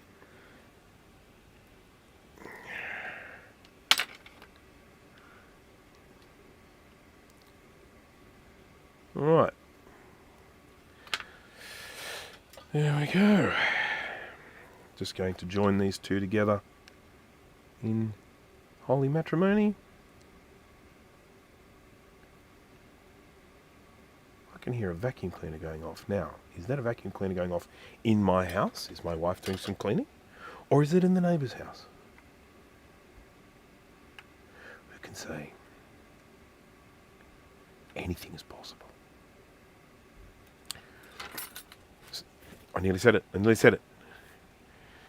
Clean that tip. Yeah, no, it does need to be cleaned. The tip is actually getting near to EOL.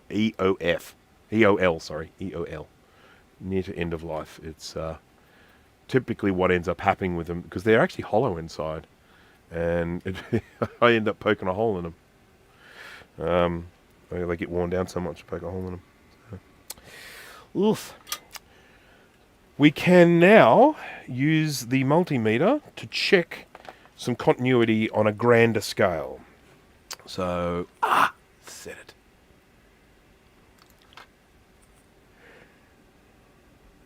Pin 4 to pin 3, pin 6, pin 8.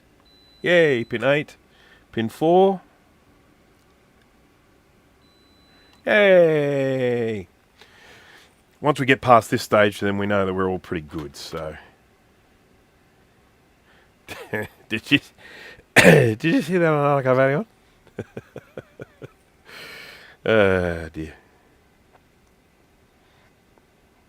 No, Ruben, I have not yet made the things... Well, that's not entirely true. I have this one here for the 10, but there are a couple of things wrong with it. First of all, this is my old design, and I need to redo it as the new design. And this one doesn't fit very well either. It's a little bit too thin, so it needs to be revised. So this is the new design, where it has sort of like this rounded end there, and these little ridges come out a little bit further. And this is the old design. So I promise I will do it, but I just haven't yet.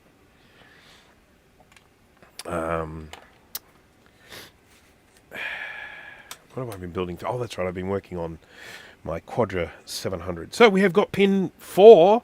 We've done our first address line. So I think it's time for a tea break. Yeah.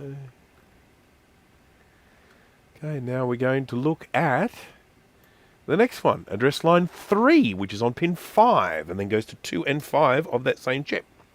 So 2 and 5. So we go from 5. 1, 2, 3, 4... 5. Wait, just stop fixing me. There we go. Pin 5. 1, 2. No continuity. No. Oh. What do we got? What do we got? I see a super chat that's come up. Thank you to Ryan Joffrey. I don't eep. I was thinking about eeping once, but that's Steve's thing. I was thinking about I could do one of the other ones, but I don't know how to do any of the other ones. So I originally had a plan that every time someone gave me a super chat, I would name like an Australian town, because we have some very interesting town names,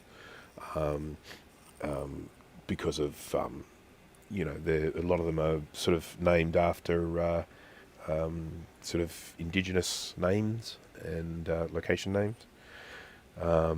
Places like Wollongabba, stuff like that. Clink clank.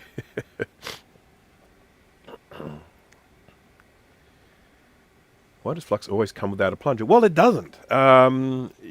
Usually, when I buy these, it does come with a plunger, but I don't like the plungers that come with them. The plungers are designed for using these as a syringe with, a less viscous fluid. And what ends up happening is the traditional plungers would have a little rubber thing on the end. When you push them in, they create like this little air trap in there, and then it just makes the flux keep flowing out when you put them in, whereas I designed these with these little ridges. The ridges are designed to hold them in position, but then there's space for air to get out. So that's why I redesigned them. Just a second here.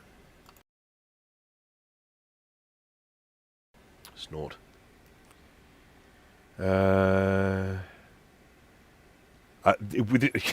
I could see the broken traces. I don't know if there's any faster way of finding them than that. So,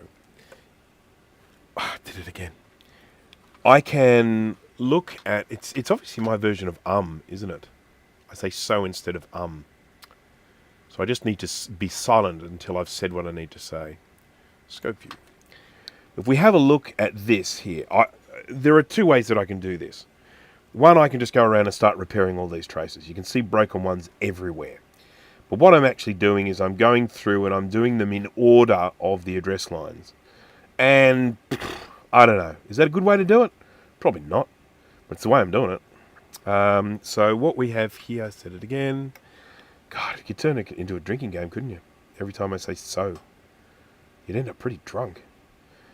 We've got pin 2 here. Pin 2 is this one here, traveling along until he gets to there. And he goes nowhere. Just going to move that little bent bit. Might have been soldered that into place there so that he doesn't come unstucked.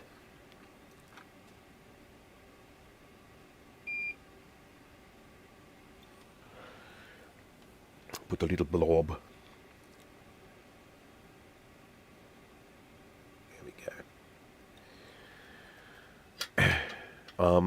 So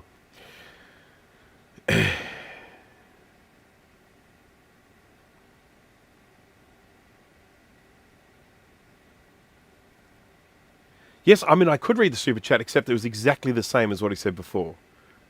Oh, no, it wasn't. Now it's a full cup. The last one was, it was a half cup.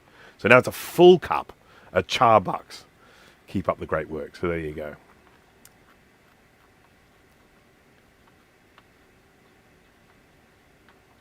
I do definitely try and read the super chats. As I have said many times before to people, if you're really trying to get my attention, a super chat is a good way of doing it. I don't actually drink that much coffee because I have to have decaffeinated, because caffeine and me don't work out too well together. Love it, love the stuff, but there's a really big coffee culture here in Australia.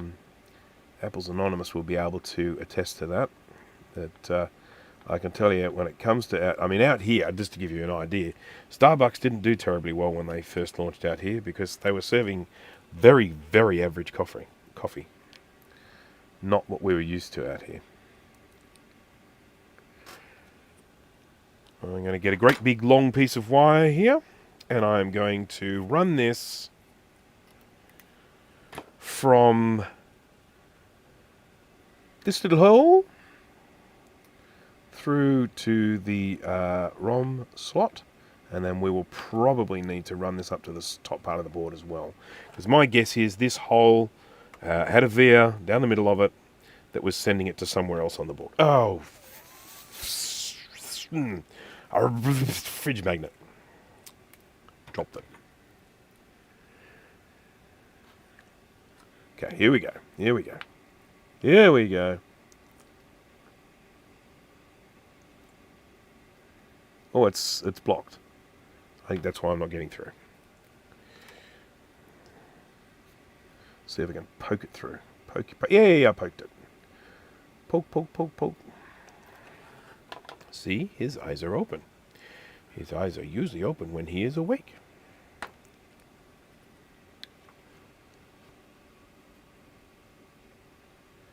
Now, trying to get this to follow this line of the trace is going to be a little bit tricky because I've got nothing to stick it on.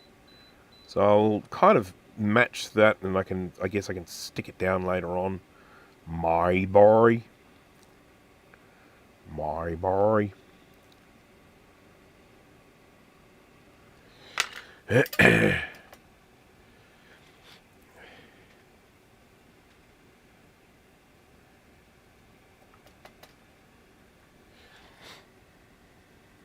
I think there is one Starbucks. Oh, no, hang on.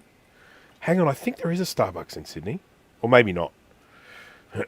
You can certainly buy Starbucks coffee capsules for the Nespresso machines. I've seen those in the supermarket.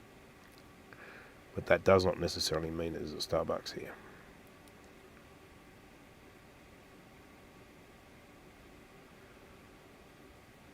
To be honest, there are so many places that sell coffee here that sell really good coffee. I'm not sure how a Starbucks competes with that.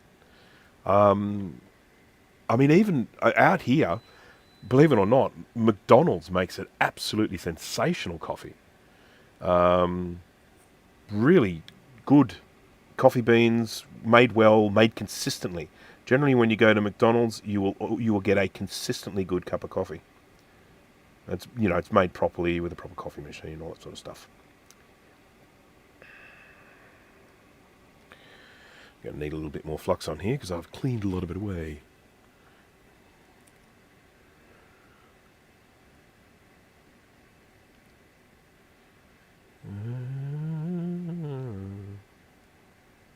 There are actually a few. There you go. See, Max knows.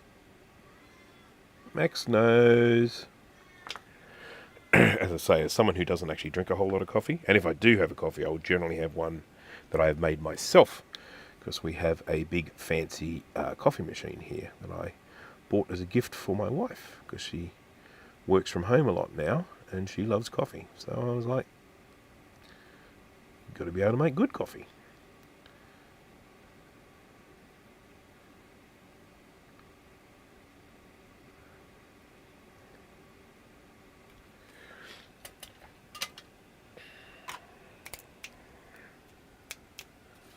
I'm using this crappy blade for cutting my traces here because I can't find my scalpel at the moment.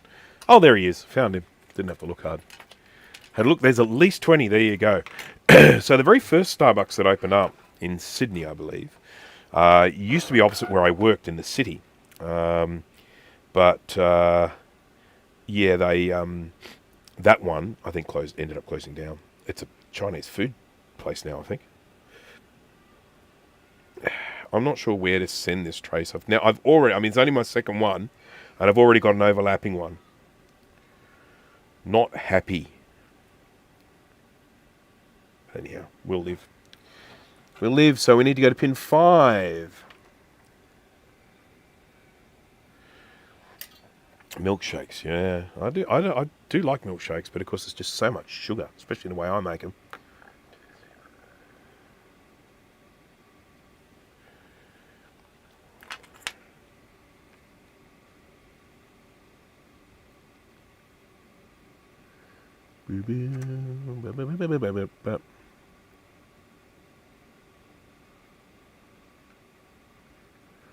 Okay. There is another one. This will almost definitely be one that I have to repair in 2 places as well. Because we have that connection. There's a definite disconnect between the bottom part of the board and the top part of the board, because that's almost definitely coming out of that there, which is rotten right through to the core.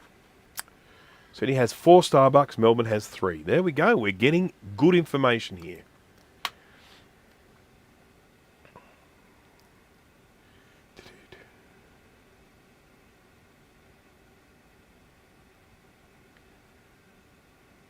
Yeah, McDonald's Australia started the McCafe, which is with huge success. Yeah, I mean, the as I say, one of the main things that McDonald's do, of course, is consistency. They do consistency quite well. So once they get a particular process figured out, it just means that you're going to get that same sort of standard wherever you go. Because we're so close to a McDonald's, we're actually close to 2 McDonald's. There's one just up there with the drive-through, and it's open 24 hours and everything like that. So you can just go in and get a coffee whenever. We've got to do a continuity test now. My multimeter keeps switching off, which is normal. I do have the option to actually switch the auto power off. But I do actually like it to switch itself off. Off. Let's see what happens now. We should be going from, I'll just back here to the screen view. We should be going from, now we've got that A3 line there. So we're going from pin 5 of the ROM to 2 and 5 of UJ2. 2 and 5 of UJ2. Let's have a look at that then. I said so again. Gotta love it when I keep saying so. Oh, I should mention something. I didn't mention this at the start. This is something really important. This is the later revision of the SE30 board. It is the one with the chip that is soldered rather than socketed. The early ones had a socketed chip with a little gold square on it. These ones here, they're all black, matte finish, and they're soldered on. There's also a different location. The capacitor is here rather than down here. So we have this revision, this later revision of the board. Now I should also mention that almost all of the battery bombed SE30s that I come across, doesn't mean it's all of them, but almost all of the ones I come across are this later revision.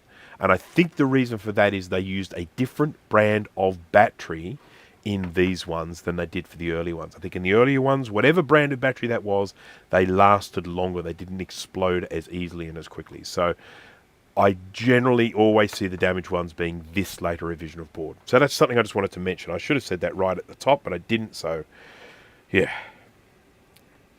What you going to do? Okay, so we've got... That's pin 5 to pin 2. Yay! And should be to pin 5. Yay!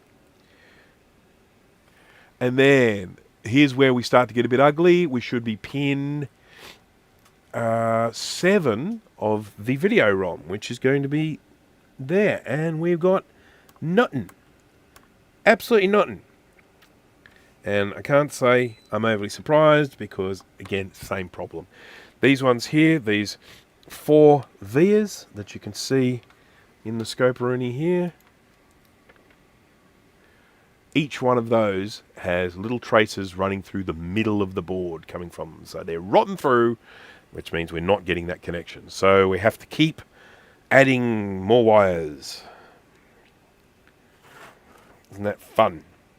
We all having fun? Of course we are. How can this not be fun?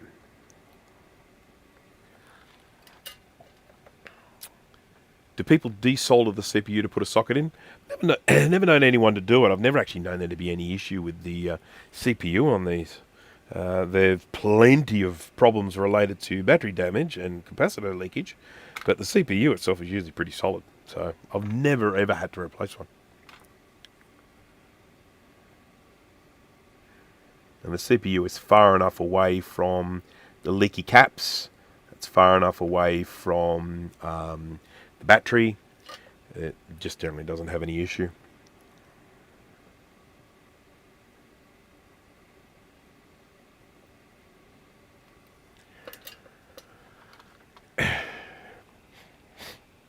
Anyone who was unlucky enough to watch my last live stream where I was playing around with my little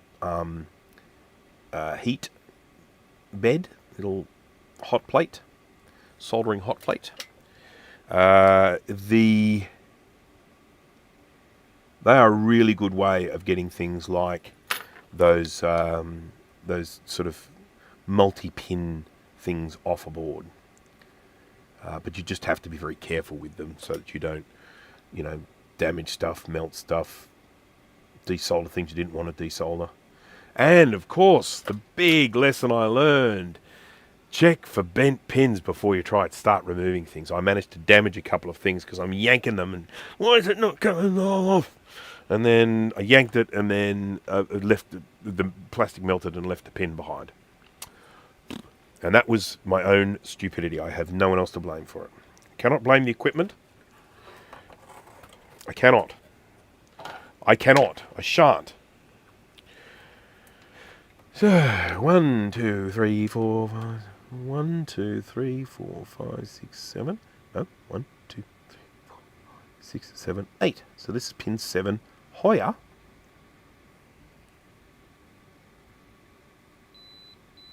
Okay, so that goes to this one here. So let's suck the solder out of that as well. Suck it.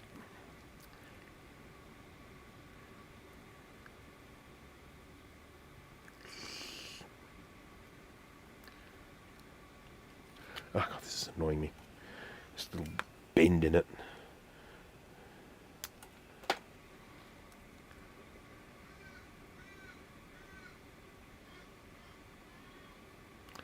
Empty, you sucker.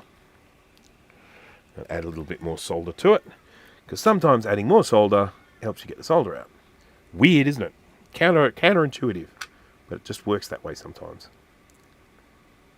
Like that. See, we'll learn all the tricks on this one. So I've got to run this up here and into that little hole there. I really should have done that first.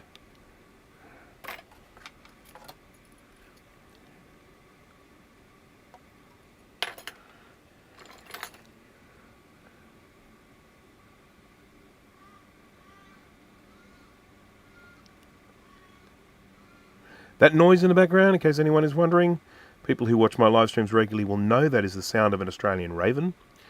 But if you're new to the channel, that is the noise they make. Kind of sounds like a child, a little bit like a child having a bit of a tanty.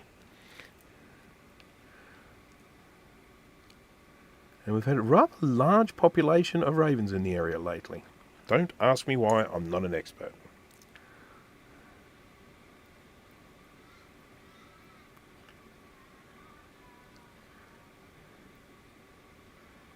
They're very smart birds, as they are sort of a member of the crow family.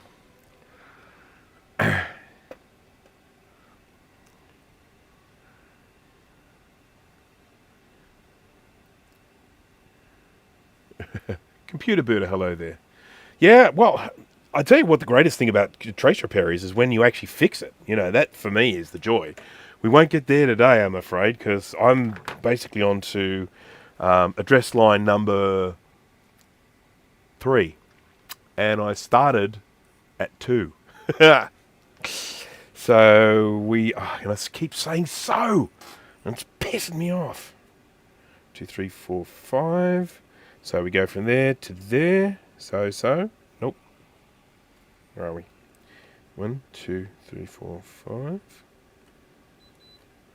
And we go from there to there. Yes. Go from there to there. Okay, so we're good. Pin 7, and let's just check some of these other ones that are north of the border. Let's go to the screen view here. We've got, that was pin 7, so we've got pin 12 of UC8. There it is. And we've got sound chip. Yeah, I mean, the fact that we're up there will be fine. I don't need to test anymore.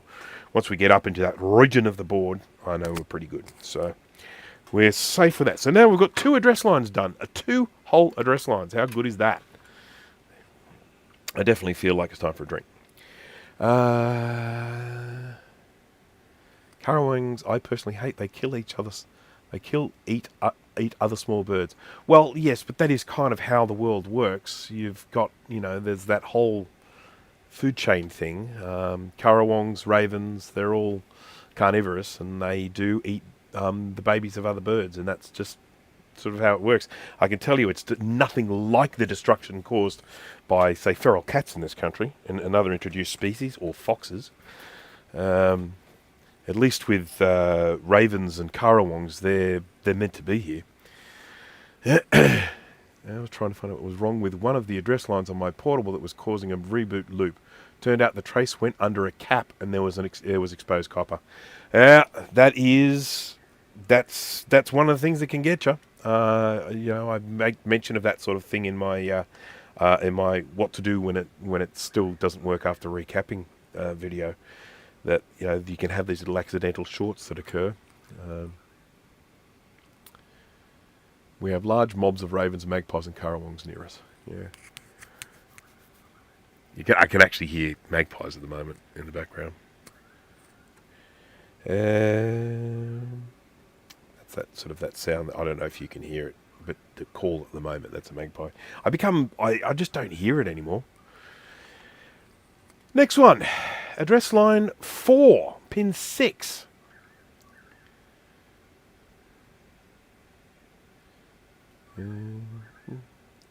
Yep, that's exactly right. The havoc with the introduced species. What about bloody cane toads? How good was that? That was a real genius. Brought cane toads in. Hey, let's bring cane toads in. They can eat the insect.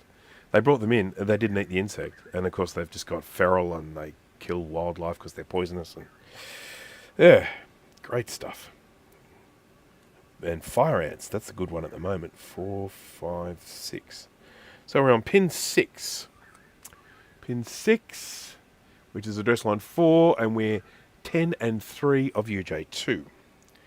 8, 9, 10. And we got nothing. Once again, not surprising. If I actually get one that just works, that pings straight off, it's going to be a joy. But yeah, that's not going to happen. So we're talking about pin 10 from here. So that is 1, 2, 3, 4, 5, 6, 7, 8, 9, 10. That's that one there. So we've got to follow him along. Follow me down to the hollow. And there we will wallow in glorious mud. That's it, right. Oh, God. Scope. There. Right there. We'll do it again. 10. It enrages Jay when I don't change it across to the microscope. He sends me hate mail. Okay. So it's this one on the left. I need to poke that through with something. I'm going to try a little bit of wire. Thicker wire that I'm using here. I've got a little spool here somewhere. Here it is.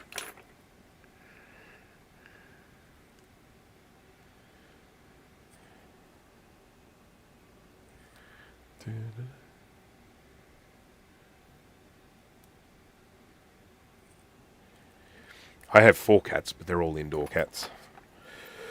I'm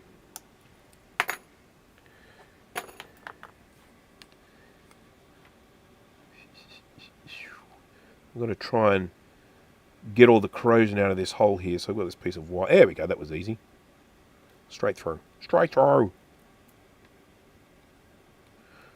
pro.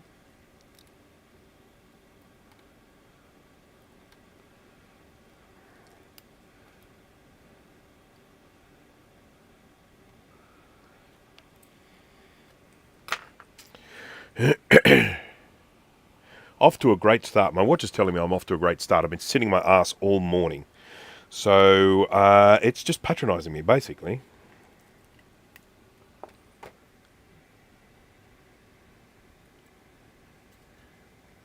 Yes. Is Steve from Mac 84 here? He had to do a 2-layer USB-C connector. I think he gave up. He did a live stream of it. I missed large chunks of it because I was working, but I know I got to the end and I'm like, Steve, how'd it go? And he just showed me a picture and it was a mess. It was like, yeah, I was able to solder the first layer, no problem, but the second layer...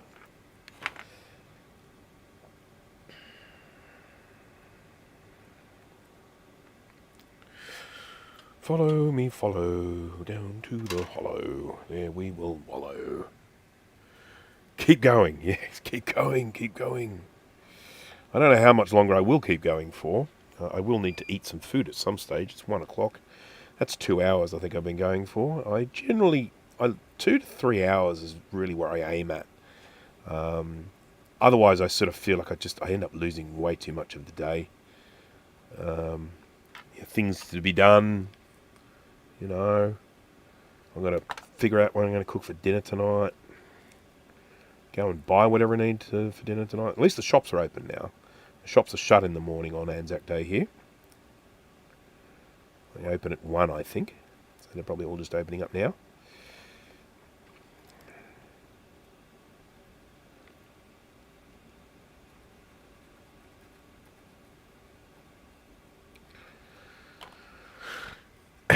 Broken traces.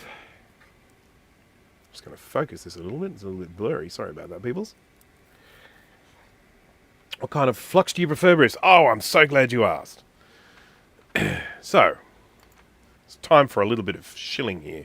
So, this is the flux that I use, Styri ASM Tacky Flux.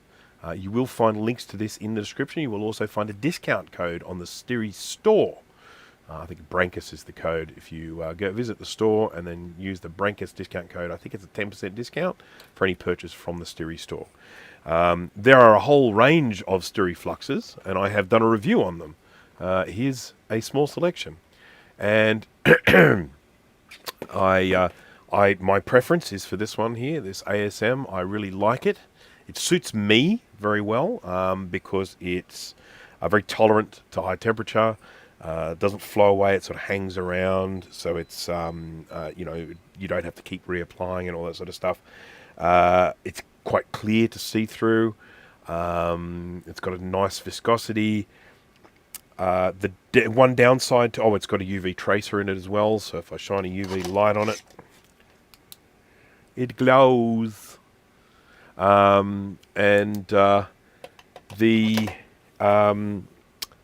The only downside to it is it's a little bit harder to clean off than some other fluxes, but I'm not concerned about that because I clean them in an ultrasonic cleaner, which has no problem at all. The other really good thing about these is you may notice they have come in this amber tube, and that's not just to make them identifiable or something. This actually lets less light in, which means that the flux inside will last longer in the tube. So that's a really nice little addition as well. So yeah. Link in the description. 11:45 today. We'll have lunch. First, nothing opens till 1 p.m. Yep. What day is it over there? Why are they open at 1 p.m.? It is Anzac Day over here. So, Anzac, ANZAC, stands for the Australian New Zealand Army Corps. They were soldiers during the First World War, combined Australians and New Zealanders.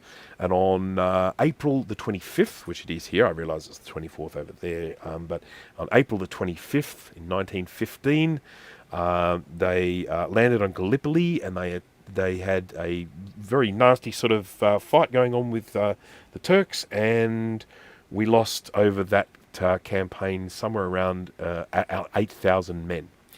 And so it is a day that we annually sort of commemorate, and they basically have morning services and stuff like that, memorial services, and so the shops are all shut until 1 p.m. and then they open at 1.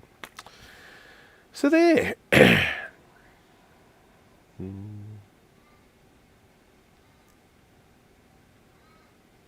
Yeah, so computer booter, when it comes to flux, there are a couple of things. There's cost is definitely a factor for sure, but then there are other factors as well. And so I have used some quite cheap fluxes in the past, and I've used some very expensive fluxes as well.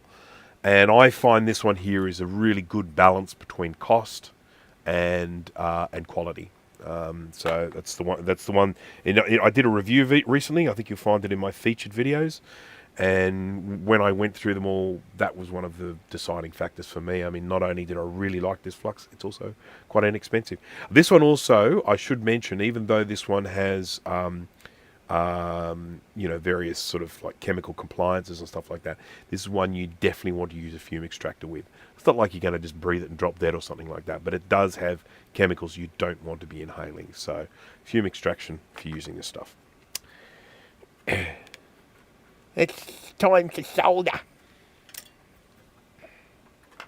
Oh, I can hear a chicken. Who's coming in here to visit me? I can't actually tell. I can tell it's a chicken, but I can't tell which chicken just from the sound. It will either be the little black one, the other black one, or the white one. I know what you're thinking. Why is it the other black one? If one's the little one, why wouldn't I call that the other one the big one? Well, it's because I actually have 3 black chickens. I have the big black one, I have the little black one, and then I have the other black one. And during my last live stream, there were a few people telling me that I really need to come up with better names than that. Someone suggested I call the chicken Steve. I think, was it Dana said it should have been, was it Keith? I think Dana wanted the chicken to be Keith. And of course, these are hens, so they should probably have female names, but never mind. It was Kevin, not Keith, Kevin. There we go.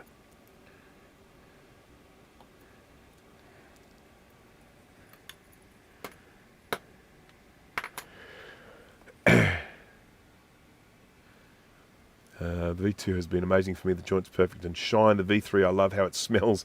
ASM for the current price, you can't beat it. Yeah, so they're virtually the 3 at the top of my list. The V2, it's a little bit darker in colour, so that's one of the things one of the reasons why I prefer the ASM. But the V2 is also a fantastic flux. In the review that I did, the V3, of course, is brilliant as well. I'm going to happily use that one too.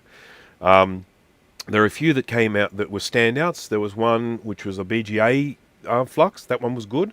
There was another one which was an LED flux. That was great. I really like those ones. And the Hydra.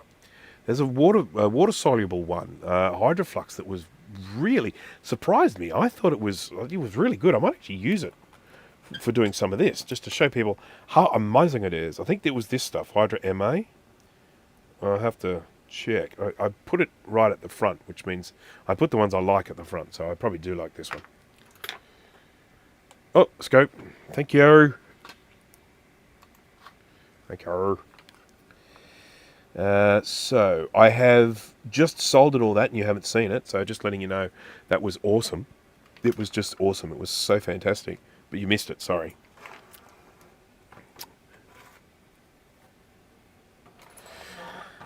Eccles, Blue Bottle, and Modern Min. Blue Bottle was the one that I loved the most. I used to just love listening to Blue Bottle.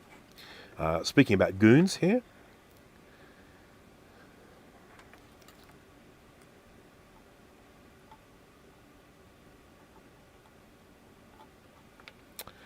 Right.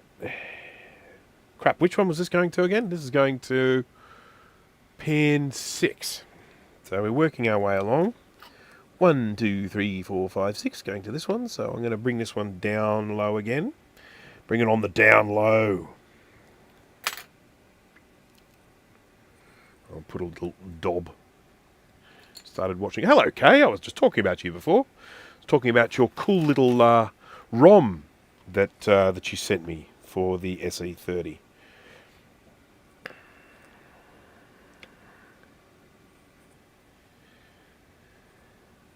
And also talking about what an awesome contributor you are to the vintage computer community. And there should be more like you out there.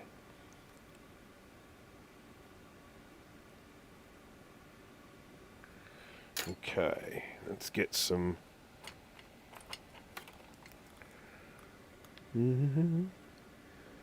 Now, this is not my SE30. I mentioned before, this is a customer's SE30. I made them no promises about whether I would be able to fix it or even be able to fix it. I didn't quote them a price because I am probably not going to... Well, I'm not even sure I'm going to be able to fix it. So if I do fix it, I will probably have invested so much time on it, I won't be able to charge for that time. So I will probably end up just charging for a recapping, maybe just a few extra dollars. We'll just see what I can get away with without destroying a friendship. Yeah, that's the sort of the plan with this one. I have 3 SE30s. Now, I know no one needs 3 SE30s, and I really should sell one. I have one which is a... it has 68. 68? What's 64 plus 8? 72. 72. 72 megs of RAM. That's the one that I got years ago. That was the very first recapping I ever did. And that has the grayscale upgrade in it that I got from Bowl. Now, unfortunately, he only made a few of them. So if you want one, sorry, the time's gone. I don't know how many he made. I got one. Sean got one. I don't know how many other people got one, but I know that some people contacted me and said, hey, I want one of these. I said, get in touch with Bowl. And they got in touch with Bowl and he said, sorry, no more left. So that one's sort of loaded up with RAM, and it has the grace. It's the card in it is actually 256 colors, but it because it's been connected to a black and white CRT, it only does shades of grey. So that SE30 has a modification to the CRT neck board, so that it will run 256 shades of grey, which is a really, really cool novelty. I mean, it's a novelty nonetheless, but it's a really cool novelty, and I love it. And then the other one I have, it's got something else in it. I think it might just be a network card. Don't think there's anything else in it. Might look to get an upgrade in it one day, but yeah. Okay, we've got another overlapping wire here. Sorry, everyone. It's disgraceful. So I'm going to put some solder onto this little pin.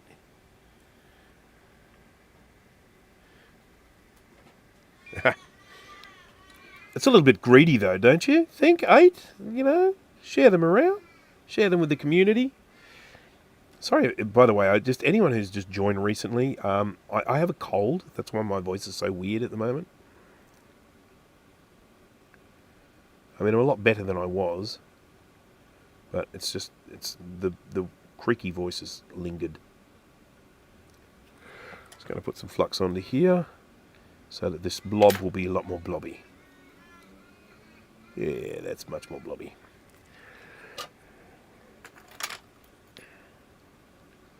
Now, as with all the others, we will probably have repaired that and nothing else. So let's have a look.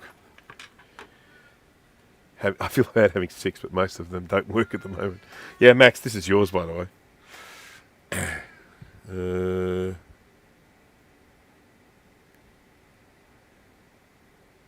Cool. There's my Color Classic review here. Color Classic's another fun one. Color Classic was one of those computers that when it came out was a really, really stupid computer. Massively underpowered. The screen was tiny. The sort of people that were buying Macs at the time were primarily, graphic designers. And of course it was a computer totally inappropriate for graphic design. I guess the good thing about it was it had the LC PDS slot, so you could stick a 2E card into it. And of course, it was very, very small. So if you were someone that had very limited desk space, I guess it was good for that. But despite all of those flaws, I loved them when they first came out. Could not justify buying one. Just way, way too expensive. Nowhere near my budget. I could look at them and I could admire them, but there was no way I could justify spending this sort of money on that for what it was. So it was, when I was then able to get one as a collector, I mean, that was something that I really enjoyed because I'd always wanted one. So the noise, that's Ravens. Sorry.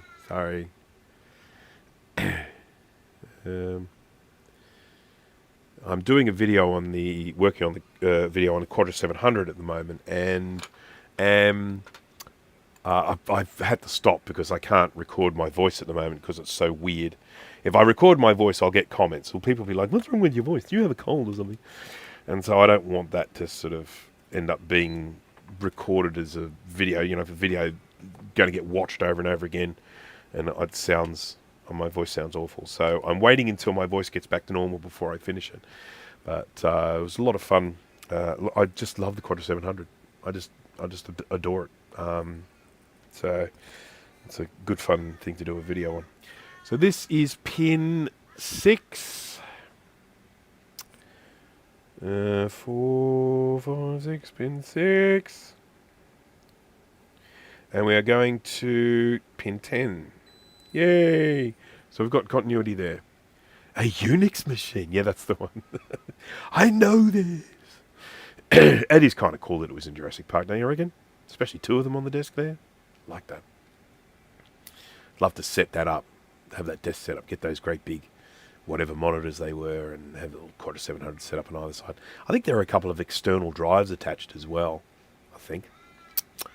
No, it's not fixed yet, Jay. Where have you been? You've been out in the garage. Oh, Charlie's here. Hello there, Charlie. I have 5 colour classics. Goodness me.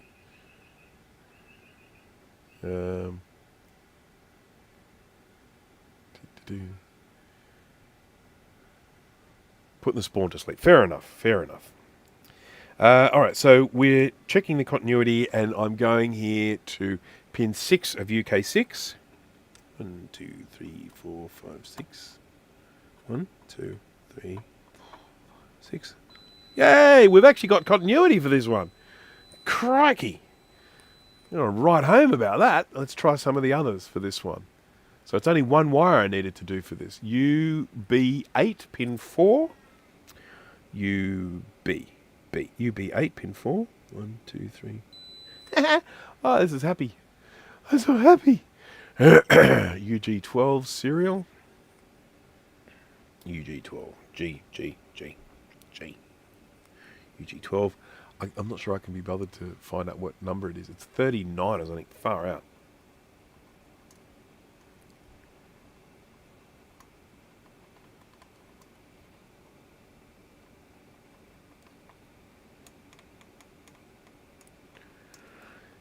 Yeah.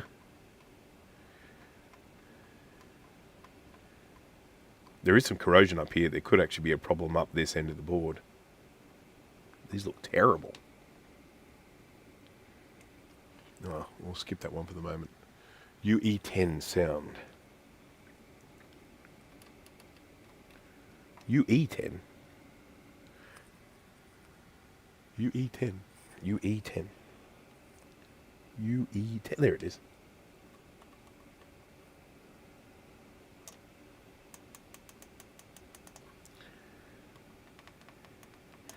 It is possible we have a breakup here somewhere.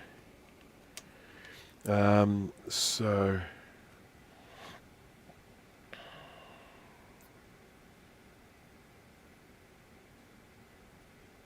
Got a bunch of old Apple laptops, but I should sell them as I don't use them. I've got lots of old laptops. What sort of laptops have you got? Computer boot, or what sort of vintage are we talking about? Alright.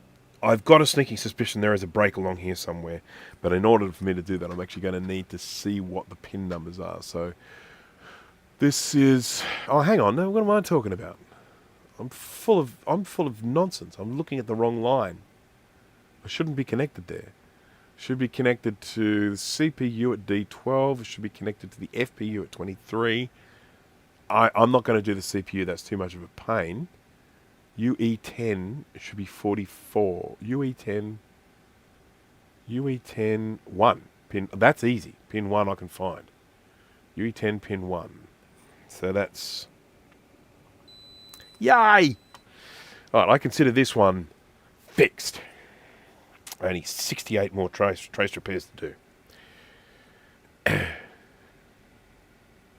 About to pull the trigger on an Xbox Series 10. I learned last night they have a whole bunch of N64 titles they bought rare. Major selling point, anyone here have an X and playing those N64 titles? Couldn't you just not get an N64? I don't know. I might be... Color Classic 2, I have seen one in person. Only one though. They were never sold here. So they're only ones that people have actually imported. So 5300 CS, that's a good... I think the 5300 is one that's a good reliable one. I've got one in particular and I can't remember what model it is, and it is just bulletproof. Shouldn't say that. I haven't fired it up in a while. It probably doesn't work anymore. 520C, love that. 540C is one of my favourite laptops. Just like hands down. I love that laptop. 640 by 480 with 256 colours. Sit there and play Civilization on the thing. I love the 540C. And at one stage I had 3 of them. But I have no idea what I did with them. I guess I must have given them away or sold them, or I don't know, e-wasted them, I'm not sure. But I was sure I still had them, and I went hunting, and I've never been able to find them. So I think they're gone. It's a shame. I have one. I did have one. I bought one reasonably recently, and it had a Dicky SCSI cable, but someone donated a SCSI cable to me, which is very nice of them. And it's now working beautifully, and I love it. Apart from the battery, of course. Battery's, it's toast. Should try and remake it, eh? 3D printed case or something. N64 requires all kinds of voodoo to hook up to an LCD TV. Oh, what a pain. And it always looks dreadful. That sucks. Xbox will show it all in beautiful 1080p. How about that? Got to install the HDMI mod on the N64. Listen to that. Come on, Jay. Also got an Apple Text Step, which is pretty neato. So the next step, which has been remade by, was it Max, I think? Quite amazing. I will want to get one at some stage. Let's move on to the next pin, shall we? This is the last of the UJ2 RAM multiplexer chip. And so this is going from 7 to 11 and 14. So 10, 9, 8, there's 7. Sibom. And we are going to 11 and 14. So that's 9, 10, 11. Nope. Nope. 11, 12, 13, 14. Nope. Nope. Nothing happening there. Nothing. So let's go back. Let's keep saying so. Stop me.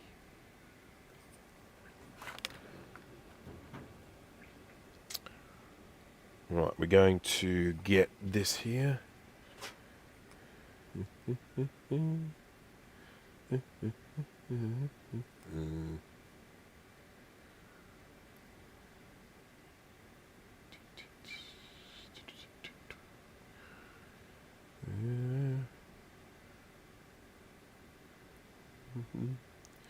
CC2 is a Japanese import. Yeah, I think that, were they only sold in Japan?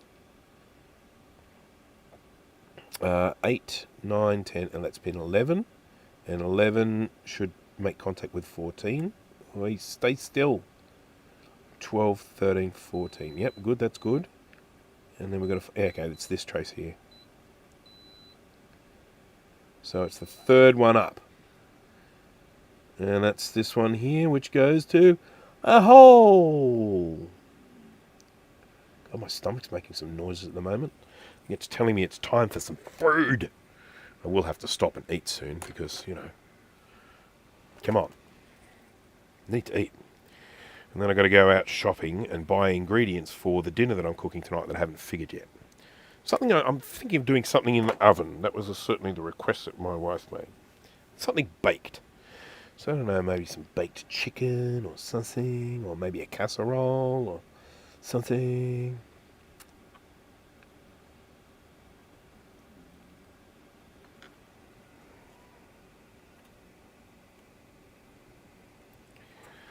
Had pizza for dinner last night. Was not bad at all.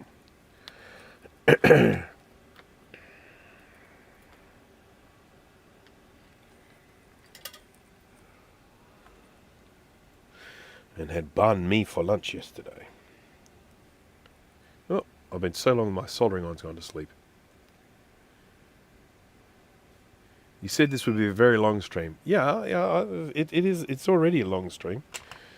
Keep in mind that my little wireless microphone only lasts for like 3 and a bit hours or something. So once I get to that point, I'll then start being silent.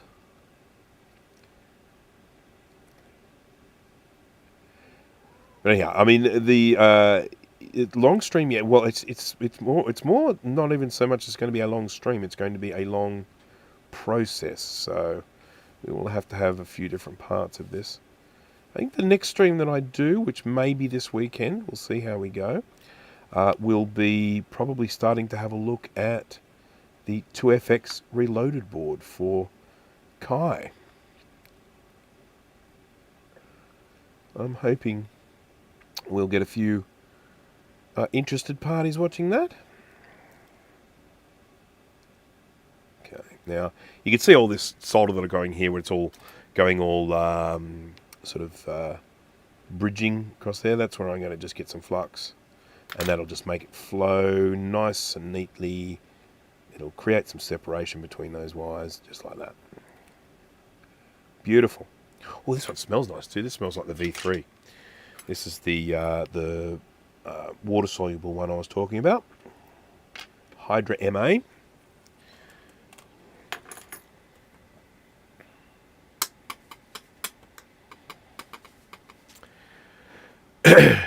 I would ideally like to have a gigantic 21-inch CRT, but I don't have the room for it. I would only ever have one. I wouldn't collect lots of them. But I really, really don't have room for one.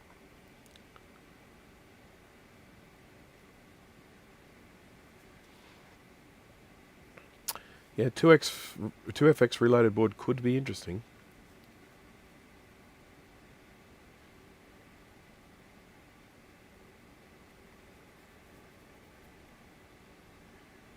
Right, let's run this wire.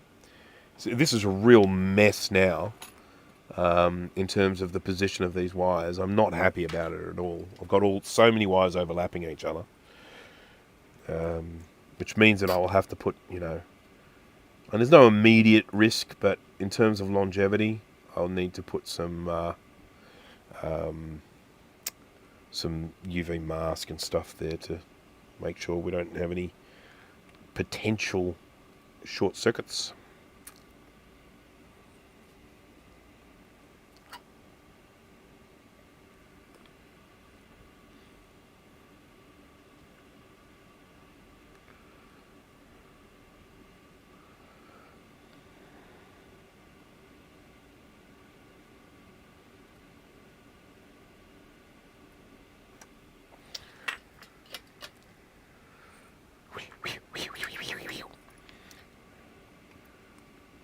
I haven't actually looked at the numbers for a while. I'm going to just do that now to see how many people are still watching. 55, 56. That's pretty impressive. I thank you everyone for your patronage. I appreciate you coming and joining me for this live stream. And staying. That's the big thing. I appreciate you. It does make doing this sort of work a lot more enjoyable. It really does. Right, so now we're going to check this again. This is the one where we had absolutely no continuity before. And let's see if it's a little bit better now. Oh, and by the way, don't forget to Smash that like button. Ta-da! I have the prototype tech step from Max I use on my streams often. There you go. When do you stream, K-Mac? Am I even subscribed to you? If I'm not, I will have to do that. 10, 9, 8, 7. 7. 7, 11 and 14. So 8, 9, 10, 11. Hey. 1, 2, 3, 10, 9, 8, 7. There we go. 14, 14, and 11. And let's see what else we've got. 46 of the glue chip. Oh no, hang on. I've gone way too far. Pin 5 of the video ROM. 1, 2, 3, 4, 5. 1, 2, 4, 5.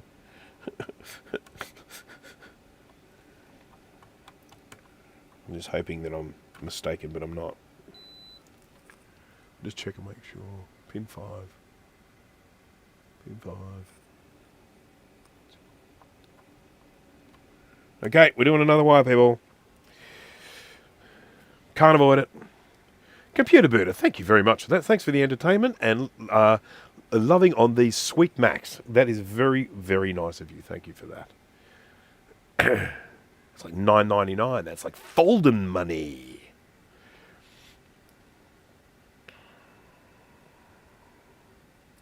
Get way more work done when I watch someone else working, especially when I was also soldering earlier. Yeah, I can get that. Stupid. I've not done live in a bit, but we'll soon. There you go. Okay. So this is this hole here. Let me just check. I'm just going to have a quick look here, see whether it's time for me to change views. That's the third one. That's that one there. Okay, so that's this hole here. One on the left. That's good because I would have stuck it down the wrong one if I hadn't checked. Here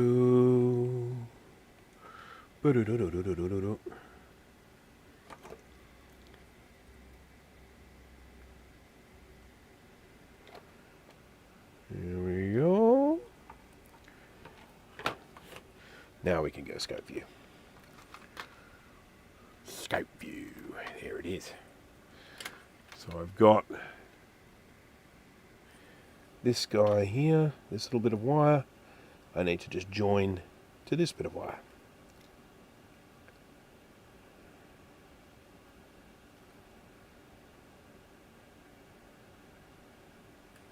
I need another pair of tweezers. Here we go. Oh God, there's something jabbing into me. Oh, there it is. Found it. Little piece of wire on my shirt. My shirt. Multimeter's gone good night again.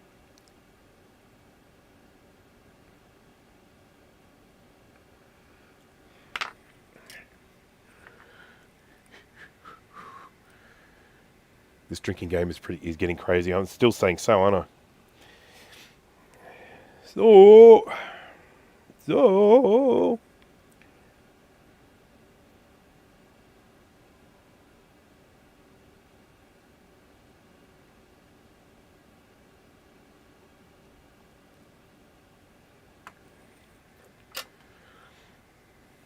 I have a 128K with a date inside that says February 10, 1982. Anyone know if that's very early or do most of them have the same date? That's a good question. Where on inside it does it say it? In the case or was it on the board? Right, so where are we going to travel to? This one is going to pin 5, it's going to the video mic, okay. And it's going to the sound. Okay, so I think the closest place is going to be the video. And let's see if we can find somewhere to attach it to.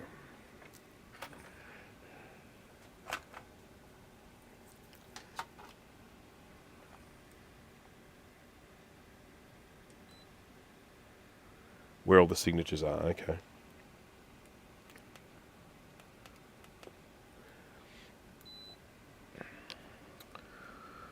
One, 2, 3, 4, 5, 6, 7, 8. So we want 5 on this one, I think it is.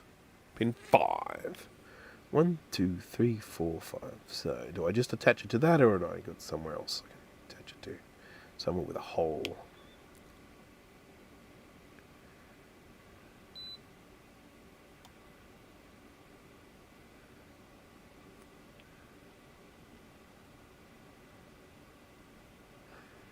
Looks like we're attaching it to the pin.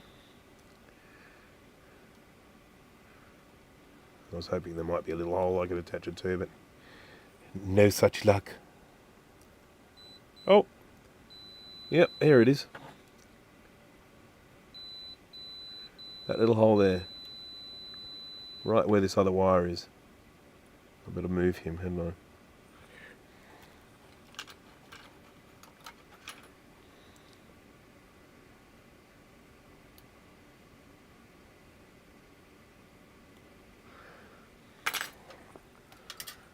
Mm-hmm.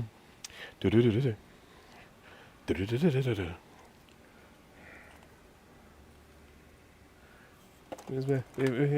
Where'd the thing go? Never mind. There it is.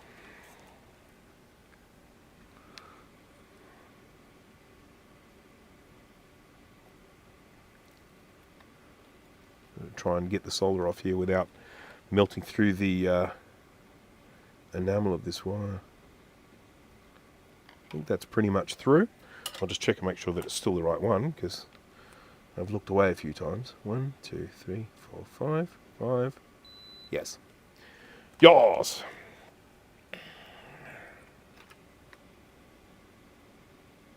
Going into there.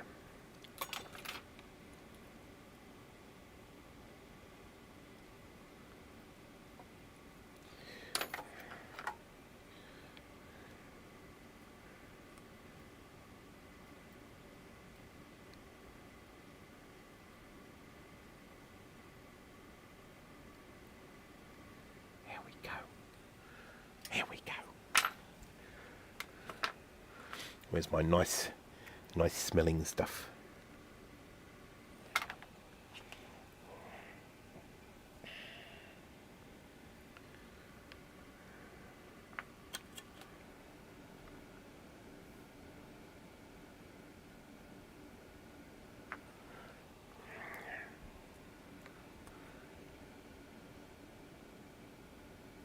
Okay, that's nice.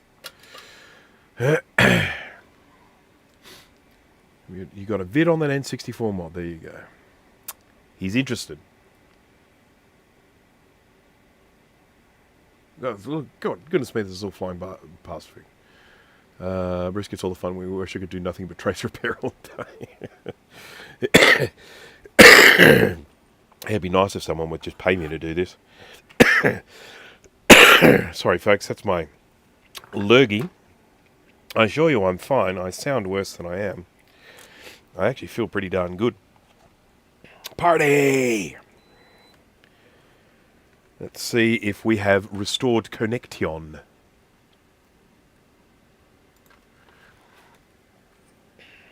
One, 2, 3, 4. 6, pin 7, so that should go to there, good. And then we should go to pin 5. 1, 2, 3, 4, 5. Yay! And then where else does it go to? I think we're fine, because this doesn't go to much else. It goes to the Video Mux UB8, pin 12. Yep. Got a beepity beep. Looking good. It's almost winter time down there. Yes, it is autumn. Autumn, what we call autumn, what Americans call fall. We do have some trees where the leaves fall off, but we also have quite a lot of evergreen trees here. So, for instance, in my backyard, it looks exactly the same in autumn as it does in summer. I don't have any deciduous trees in here. They're all evergreens. But yeah, we've got, what is it? I think we're 2 months into autumn, something like that. I think. I'm terrible with that stuff. March. Yeah, we're in the second month of autumn. So another month and month and a bit, because it's, what is it, it's 25th already, so month and a bit. And then we'll be in winter. Oh, I hate winter. I can't stand winter. I'm definitely a summer animal. That's for sure. Just found a little component here which has fallen off the 2CI I was working on the other day, so I'm going to pop this in my little baggie. I've got a 2CI bits baggie for when I go and build my own 2CI reloaded board. Excuse me. Okay, so that's the next one. That's 7. Perfect summer day involves 10 foot of snow. Yes, in arid regions of Australia, the trees are nevergreens, indeed. Which is, most of Australia is arid. It's just the green bits around the edge. I only have a fig tree that loses its leaves. 2 Japanese maples out the front. Yeah, I got a fig tree here, but it never loses its leaves. It's a, I think it's called like a narrow leaf fig tree, something like that. The thing's massive. You can see it from space. And you can see anything with space if you've got a powerful enough, telescope. But, I mean, that's a joke. You can't really see it from space. That's just stupid. You can see it from Google Maps. How about that? But yeah, it's a monster of a thing. I'd say very, very old. But yeah, it keeps its leaves all the times. All the times. Excuse me.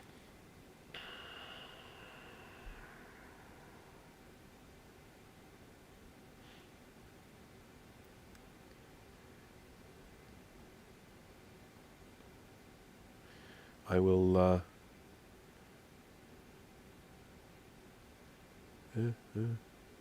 Oh, you're off. Okay. Sorry, computer booter. Thank you for joining. Bye-bye. You may have already gone, but bye-bye. We want to know exactly how old it is. I mean, it is huge. I mean, I think I sent a picture to you guys once of me standing next to the Trump trunk. Trump standing next to the Donald Trump, standing next to the trunk.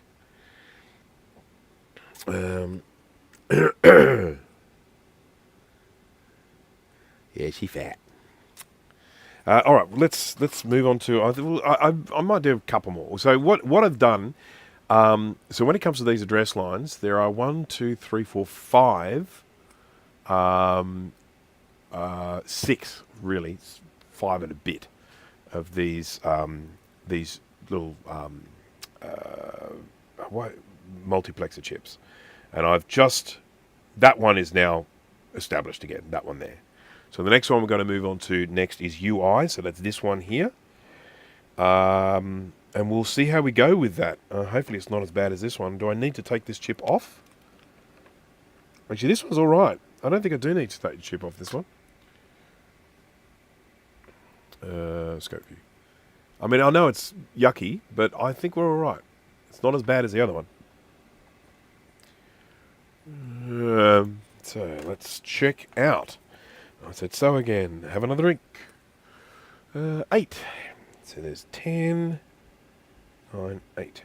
8. And he needs to go to 3 or 6. 1, 2, 3. Holy craps! 4, 5, 6. This one's still connected. What are the odds? Got to be 1 in a million. That's incredible. That's really good. So he might actually be connected everywhere. Pin 4. 1, 2, 3, 4. Yeah, look at that. He's even connected there. That's the first one we've had. That's been good. UA8.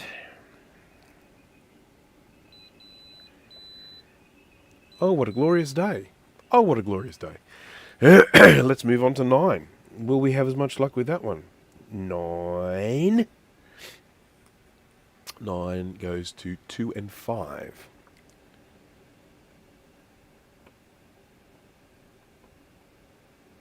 Not as lucky with this one, folks. Can't win them all. I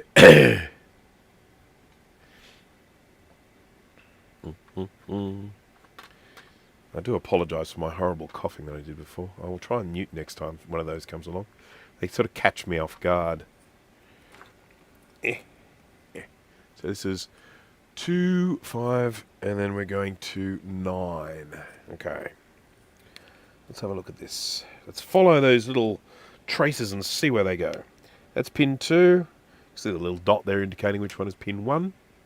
So we've got, and there's a little dot there. 1, 2. So it goes 1, 2, 3, 4, 5, 6, 7, 8, 9, 10, 11, 12, 13, 14, 15, 16. Now, why does it go that way? I don't know. It's just the way they did it. So we've got to follow. We've got to find out where this trace goes. It goes in underneath the chip. So it's probably one of these two. So I'm going to... Oh, actually, where does it go? It goes to 2, and it goes to 5. 1, 2, 3, 4, 5. Okay, yeah, so it's going underneath. So let's just scrape these away, and we'll see if it's one of these two. And then we can follow it. Go on a journey with the trace. On a journey. 1, 2. Yeah, it's the top one. Great. So that one there. It's this one. The top one Going along here and along here. There's a great big break.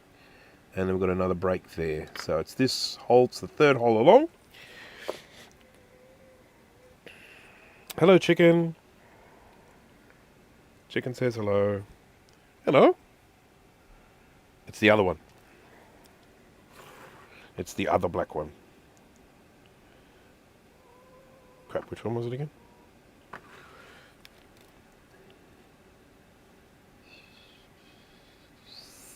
Third one along there.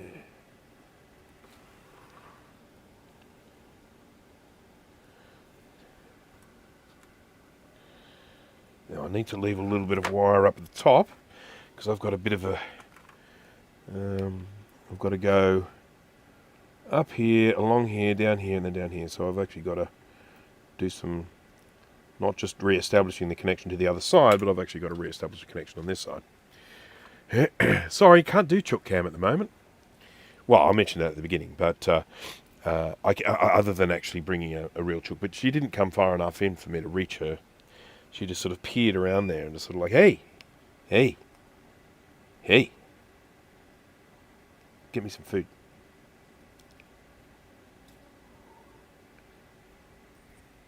Yeah?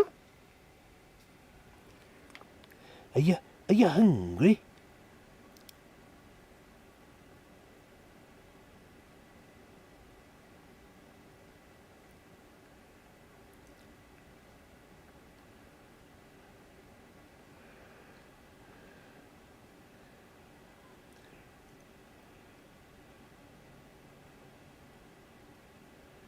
Got to get kind of zen when you're doing this stuff. If I go quiet, that's just me being zen.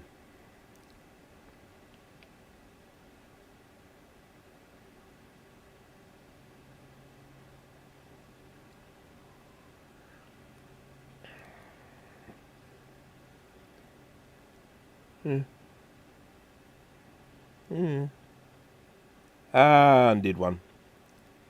Always the risk. Let's get you back down again. Stop being a thing.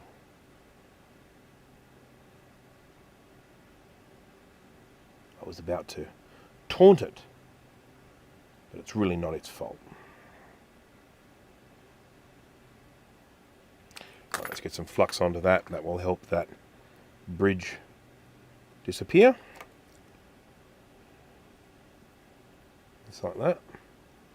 It's like magic, isn't it? Yeah, magic.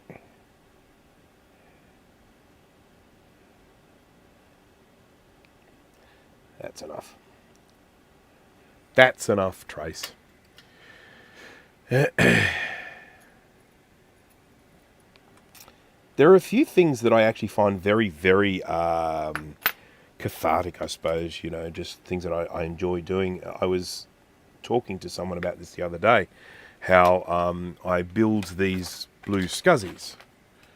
For us in the vintage computer world, we all know what a blue scuzzy is. There's one here, and I build these blue scuzzies, but I don't just build them like getting them ready-made boards and then sticking the Raspberry Pi Pico on there. I actually do all of the surface mount soldering. So I just have a blank board and I have all the components and I stick them all down. And I actually find that really, really calming. What I'll often do is I'll come in here, I'll put a movie on or a TV show or something on that TV, something I've seen before, so I don't need to, you know, be paying really close attention to it. It's just going in the background. I don't know, something like, I don't know, Terminator? I don't know, something like that. And so I sit there and I put these together, you know, one component at a time, and I love it. It's just so calming. It's very relaxing.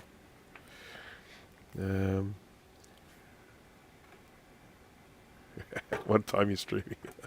I don't stream. I'm old and wouldn't be able to figure out how to set up the video equipment. Fair enough. I'm old too. I actually got talked into doing live streaming by the Mac-Yak gang back in the days when we used to do the Mac-Yak show. I had never streamed before. I'd done videos, but I'd never streamed before. And I think one of the advantages that streaming has is that you can, with very little sort of preparation, just start making content. It's very different to obviously pre-recorded content because it may not necessarily have the same repeatability as that. You know, most of the videos that I do are usually instructional in nature, or they might be reviews, and so they're things that are going to be watched over and over again. But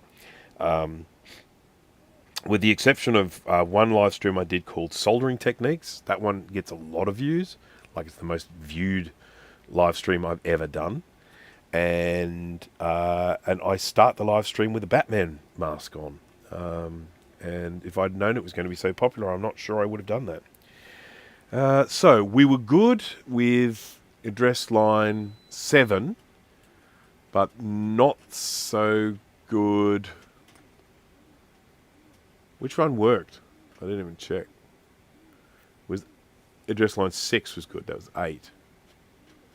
So this is 9. This is pin 9, address line 7, I think. Pin 9. Okay. So 1, 2, 3, 4, 5, 6, 7, 8, 9. Once again, oops, scope view.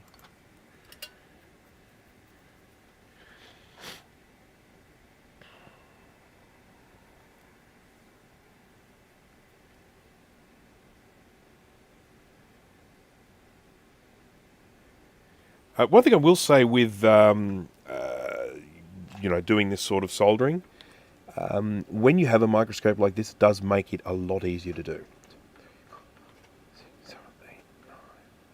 I'm not trying to kind of diminish the skills that are involved. I'm not saying that, it doesn't take some practice and some learning and a steady hand and all that sort of stuff, but the microscope does make a very big difference.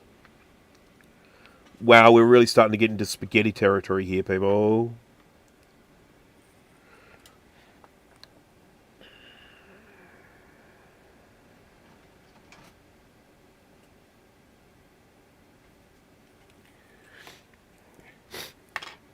Could I do this better?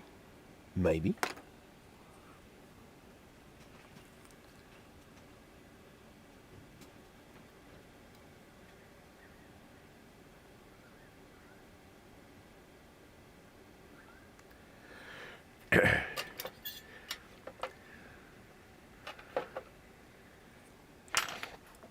It is indeed time-consuming work.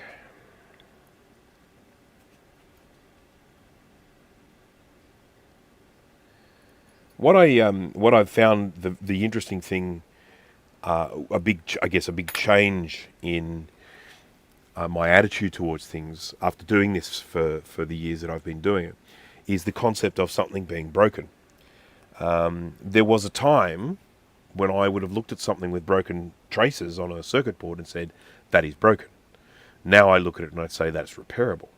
There are still things that I look at and I say, that is broken. I look at it and I think, no, that's not something I can repair.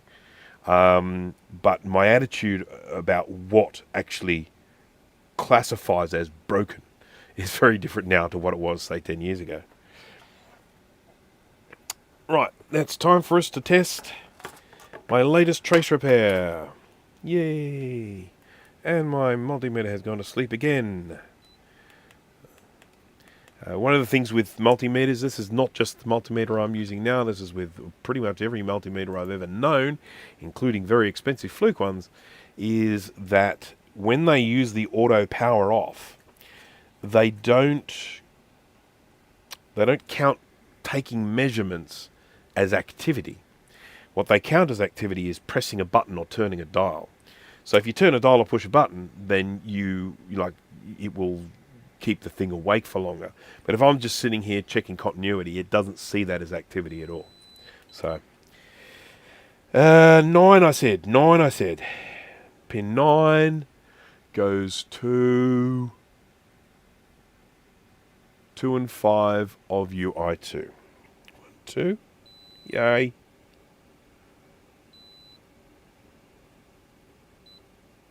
Yay. And then this is where we all start to get into the fun territory. It's up here. 1, 2, 3. Yeah, I love it when that happens. Ooh.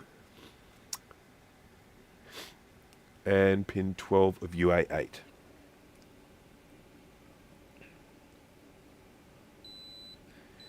This is a glorious day. I only had to do one wire for that one. Unlike some of the others where I had to do 2 wires. I fix my kids' toys and garbage Amazon electronics more than I do Macs these days, but same attitude. Don't take broken for an answer.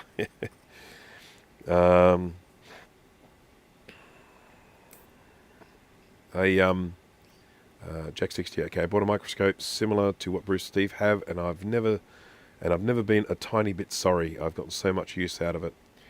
Not just the vintage computer work. For vintage computer work, yes, no, I would agree. I think a good microscope is actually a very, very handy thing to have. Yeah, I'm very much trying to repair everything. I mean, I don't know if people recall, but my air conditioner in here got fried by a cockroach walking on a board where he shouldn't. Not surprising to have cockroaches down here. I am in a shed. And it just completely fried it. And I had to scrape little Mr. Char off the board and do a bunch of repairs and stuff like that. And the air conditioner works again now. I'm always, as much as possible, trying to keep things lasting as long as possible. Get them, because so much stuff is built these days with, sort of, what's that thing they call it? Planned obsolescence. And I don't like that. Even when you look at recycling, you look at a company like Apple that says, "Oh, look how green we are. We recycle stuff." You've got to remember most of the carbon emissions come at the time of manufacture. So if you're thinking about how much of an impact a product has on the environment, most of the impact it has for a lot of products comes at the manufacturing time. So if you can actually cut down on how many of the things get made, then you're actually going to have an improved, a better environmental impact, lesser environmental impact. So I would rather keep something going as long as possible rather than having to throw it away, even if it's being recycled, rather than throwing it away and buying a new one.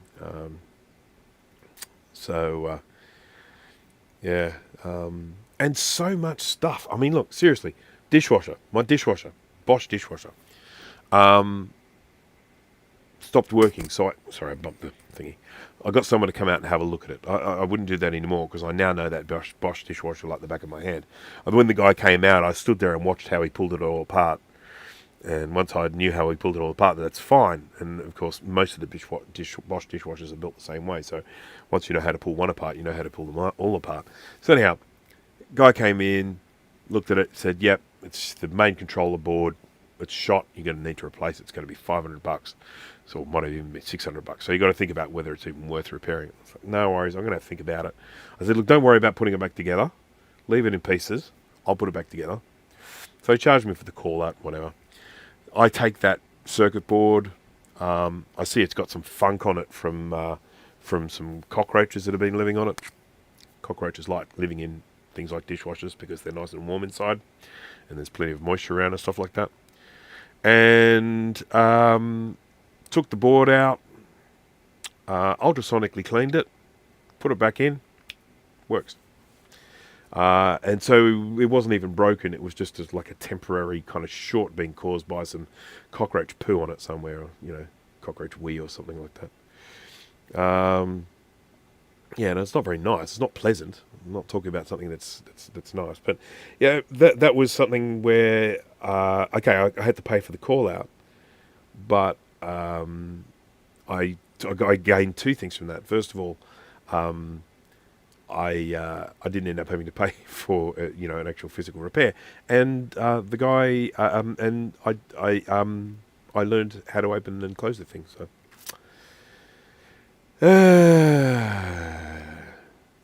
Isn't it funny? Apple used to be the underdog. Oh dear, I remember those days. I remember those days when everyone was like, "Oh, Apple's going to die." Crap. And then all of a sudden, Apple gets huge, and now everyone's like, "Oh, Apple, the bad guy," and it's like, crap. I've lived long enough to see it. I might do one more, and then I think I'll probably wrap it up because I really would like to have some lunch. Getting a little bit on the hungry side. So I just did pin 9. We now have a great big jump across to pin 31. I think the other ones are address lines. They must be. I suppose we could look at the address. Sorry, the data lines. We'll have a look at the data lines. Yeah. So pin 14 is one of the data lines. I guess we do all the address lines first, and then we come back and do the data lines afterwards. See, I said I was being systematic, didn't I? System of a down. There we go. So let's just jump and look at this again. So what we've done so far, we've done these ROM chips here. So we've got address line 2, we've done 3, we've done 4, we've done 5. 6 was fine, 7 we've done, and now we're doing 8. We jump across to pin 31 for that. So back to the view there. 10, 20. I smudged my 30. 32, 31, 30. There we go.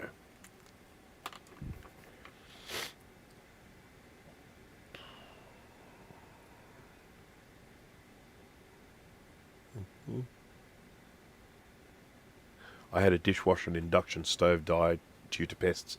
Yeah, I mean, it's one of the things that if you do end up getting pests in the kitchen, they love the warmth of inside electrical appliances.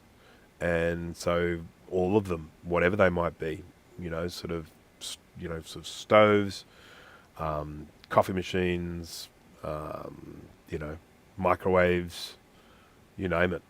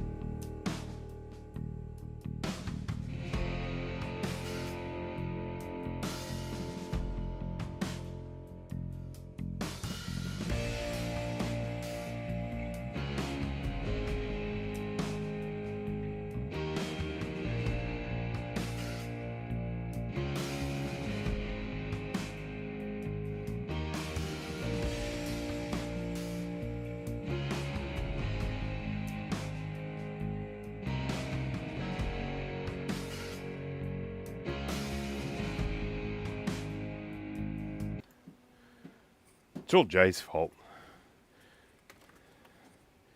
He's the one that made me live stream for such a long time that my battery ran flat.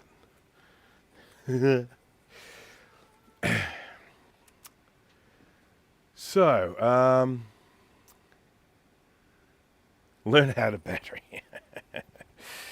Right, so what I'm going to do, I'm going to check and see if I can see this trace running underneath this socket.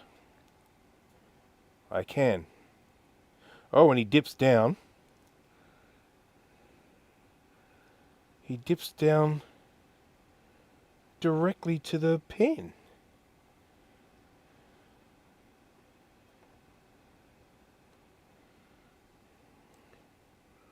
What in the world? That can't be right.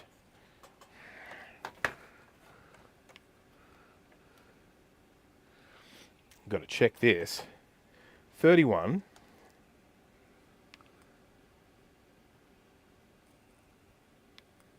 Am I in the wrong place? I wonder if this is like really corroded. Ah, yes. It's just a corrosion, people. That's all it was. I'll scope cam again. Look at me. Look at me.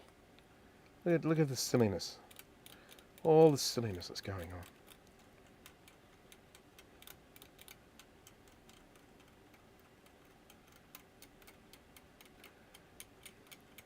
Get me all flustered.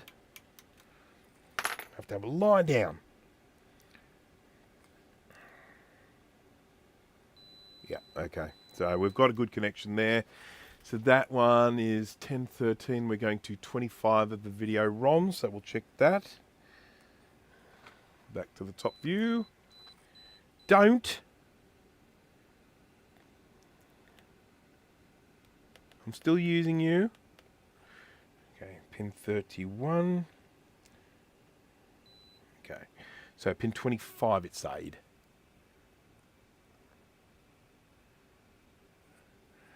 One, two, that was 8, 9, 10, 11, 12, 13, 14, 15, 16, 17, 18, 19, 20, 2, 3, 4, 5.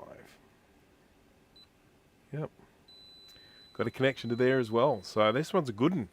This one completely bypasses all of the absolute shit fight that's going on in here. So that's quite nice. I like that. I like that a lot. We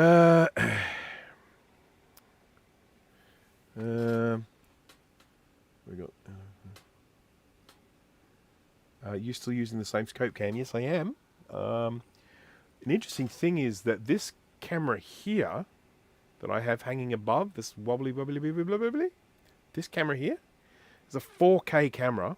It's not the best out there, but this actually fits the adapters for this. So I could technically put this 4K camera onto this one here. Haven't tried it, but I could technically do it. Callan, thank you very much for joining. See you all later. I mean, see you later, not y'all. You said y'all. You're just you, not y'all. I'm going to sneeze. Whenever I sneeze, Jay likes to actually catch it, get the recording there and then play it back to me. Okay, so we were fine with 31. We'll try 32. This will be our last. I will then pack it up for the day. So 32 is going to 11 and 14 of UI2. 8, 9, 10, 11.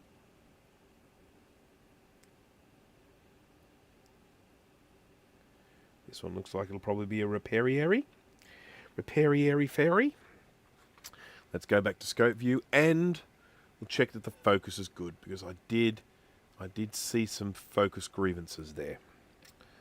So, said so again. Have another drink, folks. It should be pins 11 and 14. So that's 11, 12, 13, 14. Okay, they're connected. And so that is this trace here, traveling up here. Oh, geez, that doesn't look too crash hot there. Oh, no, it's okay. And so we'll just check. Yep, good. Still got continuity there. Travel, travel, travel. Great big break. Great big break there. Travel, travel, travel, travel down this hole. Now, question. Will this... Yes, it will. And let's try pin 24. Shush. 24, 28, 27, 26, 25, 24. Okay. So this is actually fine. The via of this one is fine. Where I've got my little thing here, there, that via is still making a connection through to the other side of the board and the inner layers. The break is only on the top here. Now I'm going to clean this a little bit first because it's getting so dirty. It's making it hard to see. And that is my break. There. You can see it. There to there. There to there. There to there.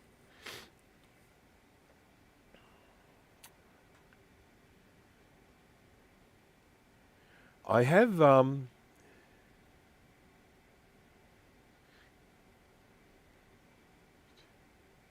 heading to bed. K-Mac, good night. Thank you for joining. I have been going for a long time. BC Jeffro, hello. This is going to be the last trace repair, and it's an easy one. So we'll get this wrapped up, and then we'll let everyone get off to bed, eh? Late night. And I imagine the people on the East Coast are still okay, but the people on the West Coast are probably getting a little sleepy. Of the US, that is.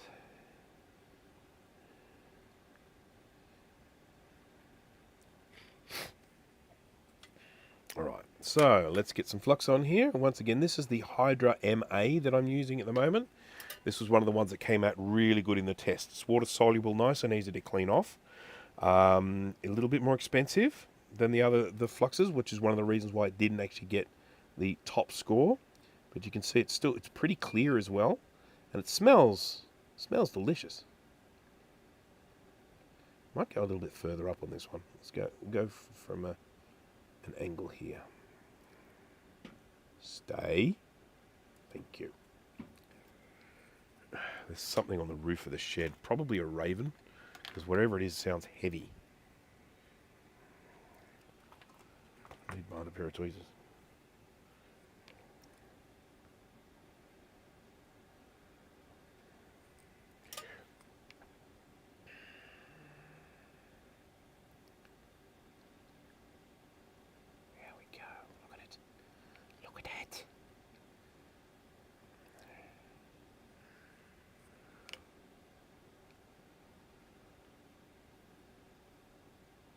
One thing I will say about trace repair is you often start off and you're like, oh my god, there's so many there. There's just like millions and millions of trace repairs. Oh man, this is going to take forever. Then when you get into a bit of a zone and you just start doing them, you suddenly look back and you go, oh wow, look how many I've repaired. And look how few there are left to go. And we're not going to be feeling that way today as such because there are so many and I have been working extremely slowly. But yeah, it's just you kind of just get at it, you do it systematically.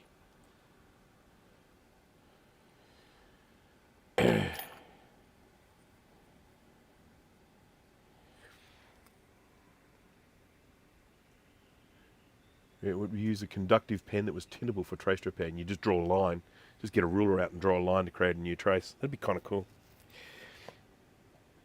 Alright, let's check that one. And that will be our last one, because I'm just getting a little bit too sniffly at this stage. It's probably a bit gross. Gross for people to watch or listen to. This is pin 32. We need to be going to 11 and 14. And we need to be going to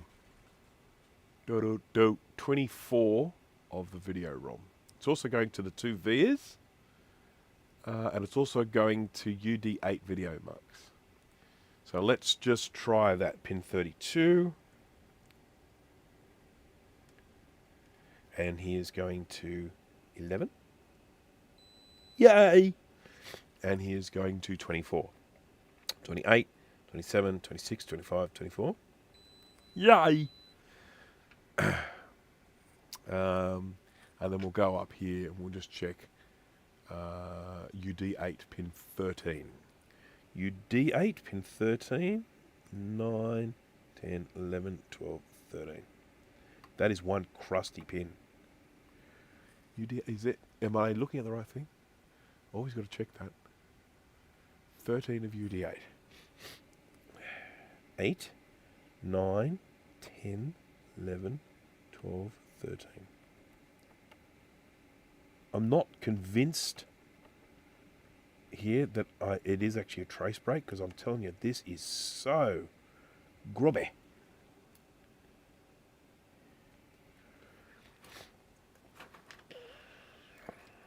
This is what I'm looking at here.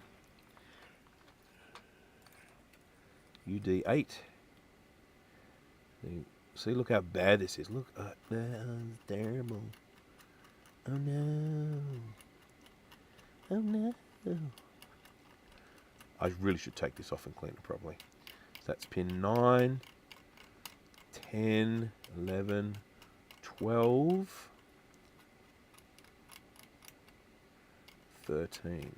So it's supposed to be going to this one here, pin 13. 13. And it's not. So we definitely have a break here somewhere. But where is it? And why am I asking you?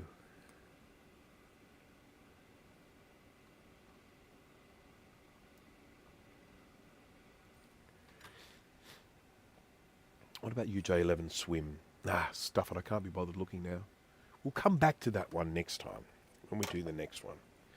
I find it so hard to just walk away when I'm part way through like this. But I do have to walk away.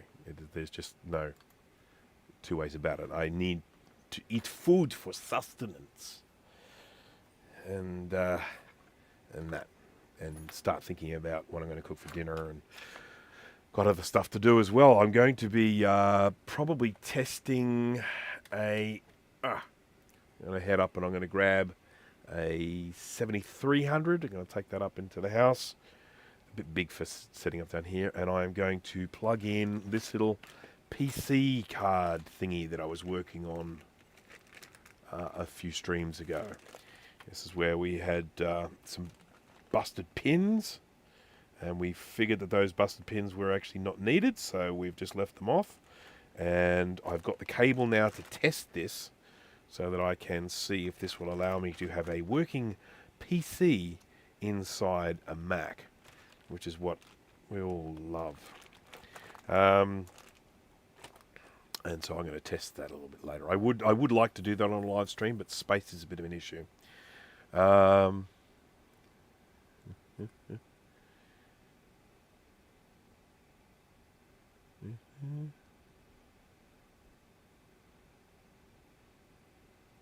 Okay, rum o'clock here.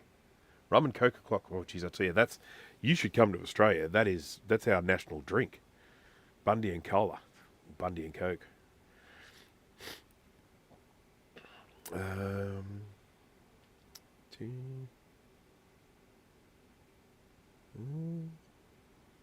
Okay. Alrighty. Well, I think that is probably it for me. So it's been absolutely wonderful. I've really enjoyed it today. I want to thank everyone for hopping on. I peaked 60-something viewers, so, and even now I'm sitting at 40, so I've got to say I'm pretty pleased with that. Thank you very much for everyone who joined in, and for everyone who was chatting away. Yeah, no, it's not fixed. We're a long way from being fixed at this stage. I can still see, just with my nude eye, let's say 1, 2, 3, 4, 5, 6, 7, 8, 9, 10 broken traces, possibly even more.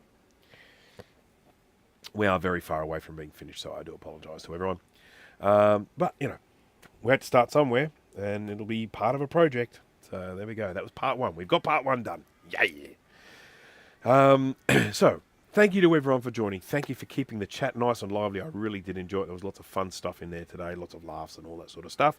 And thanks for all the questions that people give me. I love it when people ask me questions while I'm doing these things. Makes me feel important. And thank you for the super chats. Got a few super chats today. That was wonderful to receive. So I do always appreciate the super chats.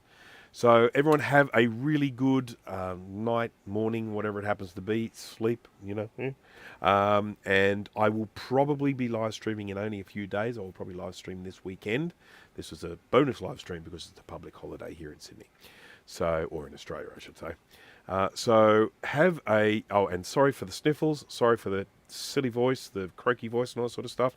Let's hope that that sort of clears away fairly soon. And I won't be so disgusting to be around. So, there it is. Thanks again, everyone. Hope to see you at the next one. Have a good one, and bye now.